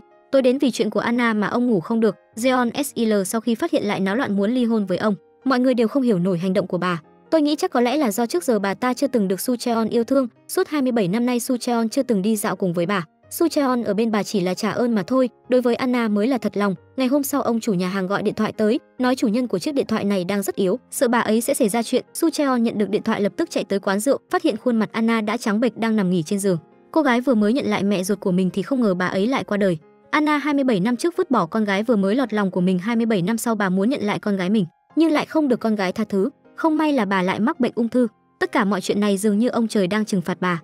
Anna vì để chuộc lại lỗi lầm của mình nên đã đồng ý cho Yang Guk và Gian Gian ở bên nhau, hy vọng anh có thể thay thế mình chăm sóc tốt cho Gian Gian. Mà Yang Guk vì muốn mẹ con hai người làm lành, đã chuẩn bị cho hai người cùng ăn một bữa, sau đó anh tránh mặt để lại không gian riêng tư cho hai người. Nhưng đáng tiếc hay mẹ con ngoài việc gắp đồ ăn thì không nói thêm được gì. Sau khi ăn xong Gian Gian chuẩn bị rời đi, đột nhiên Anna gọi cô lại, nói muốn nhìn mặt cô thêm một chút. Mà Gian Gian lúc này cũng không nhịn được nữa, nếu mẹ đã muốn ở cạnh con đến vậy, tại sao lúc trước lại lừa con? Nếu như từ ban đầu mẹ nói cho con biết mẹ là ai, thì bây giờ chúng ta đã có thêm nhiều thời gian. Bây giờ mới nói thì con biết phải làm sao. Tại sao lại khiến người khác phải đau khổ như vậy? Tại sao? Gian Gian, mẹ xin lỗi con. Mẹ, con mới là người phải xin lỗi. Xin lỗi mẹ. Hai mẹ con cuối cùng cũng làm lành với nhau. Dù sao cũng là mẹ ruột của mình. Một giọt máu đào hơn ao nước lã, để tiện chăm sóc cho mẹ mình. Gian Gian ở bên cạnh bà suốt cả đêm. Anna có nằm mơ cũng không dám nghĩ mình có thể được ngủ chung một giường với con gái. Chết cũng không còn gì tiếc nuối. Yang Guk sau khi biết hiểu lầm giữa hai người đã được xóa bỏ liền mời hai mẹ con tới nhà tổ chức một bữa tiệc. Anh chuẩn bị rất nhiều đồ ăn phong phú. Mọi người trong lúc ăn cơm vừa nói vừa cười. Sechan rất dẻo miệng nịnh nọt khiến cho Anna rất vui vẻ. Sau khi ăn, đôi tình nhân đưa bọn trẻ đi đá bóng. Yang Guk rất hiếu thắng, không muốn nhường bất cứ ai. Gian Gian giận dỗi nói nếu cứ tiếp tục như vậy thì anh tự chơi một mình đi, nhưng Yang Guk lại chính là một trai thẳng chính hiệu, cho rằng thi đấu thì không được phép nhường ai hết. Gian Gian không còn cách nào đành phải giở trò chạy lên ôm lấy Yang Guk để bọn trẻ thành công đá bóng vào lưới. Anna và phu nhân nhìn thấy vậy cũng vỗ tay rất nhiệt tình. Đột nhiên một cơn đau ập tới khiến Anna suýt nữa ngất đi. Mọi người vội vàng đưa bà vào bệnh viện. Bà biết cơ thể mình chống đỡ không được bao lâu nữa nên đã chào tạm biệt từng người một. Yang Guk à, cầu xin cậu hãy chăm sóc cho Gian Gian nhà chúng tôi. Vâng, cháu biết rồi. Cô đừng lo lắng cho Gian Gian. Tôi sẽ luôn ở bên cạnh Gian Gian dù là lúc con bé kết hôn hay là lúc con bé sinh con. Cảm ơn cô, đừng khóc, mẹ yêu con cũng yêu mẹ. Nhịp tim của Anna Gian Gian yếu ớt. Cuối cùng bà đã bình thản rời khỏi thế gian này. Tội cho Gian Gian vừa làm lành với mẹ mình, còn chưa kịp cảm nhận tình yêu của mẹ mình thì bà đã rời xa mình mãi mãi. Cuối cùng Yang Guk tổ chức tang lễ cho Anna. Trải qua chuyện này, Su Choen cuối cùng cũng biết được Gian Gian không hề chọn sai người. Ông chủ động tìm tới nói chuyện với Yang Guk, cho phép anh và Gian Gian hẹn hò. Con xin lỗi vì những chuyện trước đây, nhất định phải khiến Gian Gian hạnh phúc nhé. Chắc chắn rồi ạ. Cảm ơn chú. Được sự cho phép của bố vợ tương lai, Yang Guk vui tới mức không nói nên lời. Anh nghĩ đã đến lúc đi mua nhẫn rồi. Đây chắc là màn cầu hôn trong mơ của tất cả các cô gái. Cô giáo Park, em có đồng ý lấy anh không? Em đồng ý. Dưới sự làm chứng của mọi người, đôi tình nhân chia hợp trong 50 tập này cuối cùng cũng được ở bên nhau. Trước khi tổ chức hôn lễ, Gian Gian giới thiệu Yang Guk với bạn bè của mình, không ngờ lại bị một người bạn nói móc. Cô ta rất vô duyên hỏi hai người có cảm nhận được sự khác nhau giữa hai thế hệ không. Lúc Gian Gian hơn 30 tuổi thì Yang Guk cũng đã hơn 50 tuổi rồi. Lời này đã chọc trúng nỗi đau của Yang Guk. Cũng may Gian Gian nhanh trí đỡ lời. Cậu xem kìa, cậu không gọi là oppa mà lại gọi là chủ tịch. Cũng đúng, nếu mà cách 14 tuổi thì mình cũng sẽ không gọi oppa đâu. Trên đường về nhà, Yang Guk vẫn canh cánh trong lòng chuyện vừa rồi, muốn Gian Gian phải đổi cách xưng hô. Làm gì có bạn gái nào không gọi bạn trai là oppa chứ, nếu ai mà gọi là cô giáo Park và Yang Guk nữa thì sẽ bị búng chán. Gian Gian tưởng anh chỉ đang nói đùa, không ngờ lại bị anh búng chán thật. Dừng xe lại ngay lập tức. Em không kết hôn với chủ tịch nữa. Cô giáo Park, xin lỗi em, anh vừa nãy giống như bị hôn mê vậy. Cô giáo Park, em đừng giận nữa. Cô giáo Park, chúng ta đi ăn gì đó ngon ngon nhé. Cô giáo Park. Gian Gian sau khi trả đũa lại được, liền tức giận bắt xe taxi rời đi. Cô bé mách bố mẹ mình còn cho mọi người xem vết đỏ trên trán. Su Choen tức giận lập tức gọi điện thoại cho Yang Guk, định dạy dỗ anh một trận, thì kết quả lại không ai ngờ tới, vết thương của Yang Guk còn nặng hơn của Gian Gian, trán đã bị xanh tím cả rồi. Tình thế bỗng chốc thay đổi, cả nhà đều đứng về phía Yang Guk, mà Yang Guk cũng nhân tiện tố cáo Gian Gian quá bạo lực. Trận này người thắng cuối cùng là Yang Guk. Rất nhanh đã tới hôn lễ của hai người. Sechan và Se Jong làm thiên thần nhí trong đám cưới. Yang Guk nhìn cô dâu đang bước về phía mình, trong đầu cũng nhớ lại mọi chuyện từ lúc quen nhau tới giờ của hai người. Cô à, cô ơi, Nguy hiểm lắm cô ơi, cái đồ điên này. Chào anh, lần đầu gặp mặt. Tôi tên là Gian Gian. Không được, mình đã từng này tuổi rồi, còn có 3 đứa con. Chủ tịch, tôi thực sự rất thích cô giáo Park. Cô giáo Park cũng thích tôi đúng không? Tôi thật sự rất thích cô giáo Park. Cho dù có xảy ra chuyện gì, tôi cũng sẽ không bao giờ buông tay cô giáo Park nữa. Tôi xin thề. Cảm ơn bố. Tiếp theo là lời chúc phúc của người nhà. Se Chan không hổ là người thừa kế, ngay lúc đó đã gọi Gian Gian là mẹ. Se Jong còn chúc hai người sớm sinh quý tử, mong mình sớm có em trai để bế. Được rồi, bộ phim đến đây là kết thúc. Các bạn bỏ ra 3 giây đăng ký kênh để ủng hộ chúng mình nha. Cảm ơn các bạn đã đón xem kênh của chúng mình. Hẹn gặp lại mọi người trong bộ phim tiếp theo. Tập hôm nay đến đây là hết mất rồi. Cảm ơn các bạn đã theo dõi. Còn giờ thì xin chào và hẹn gặp lại.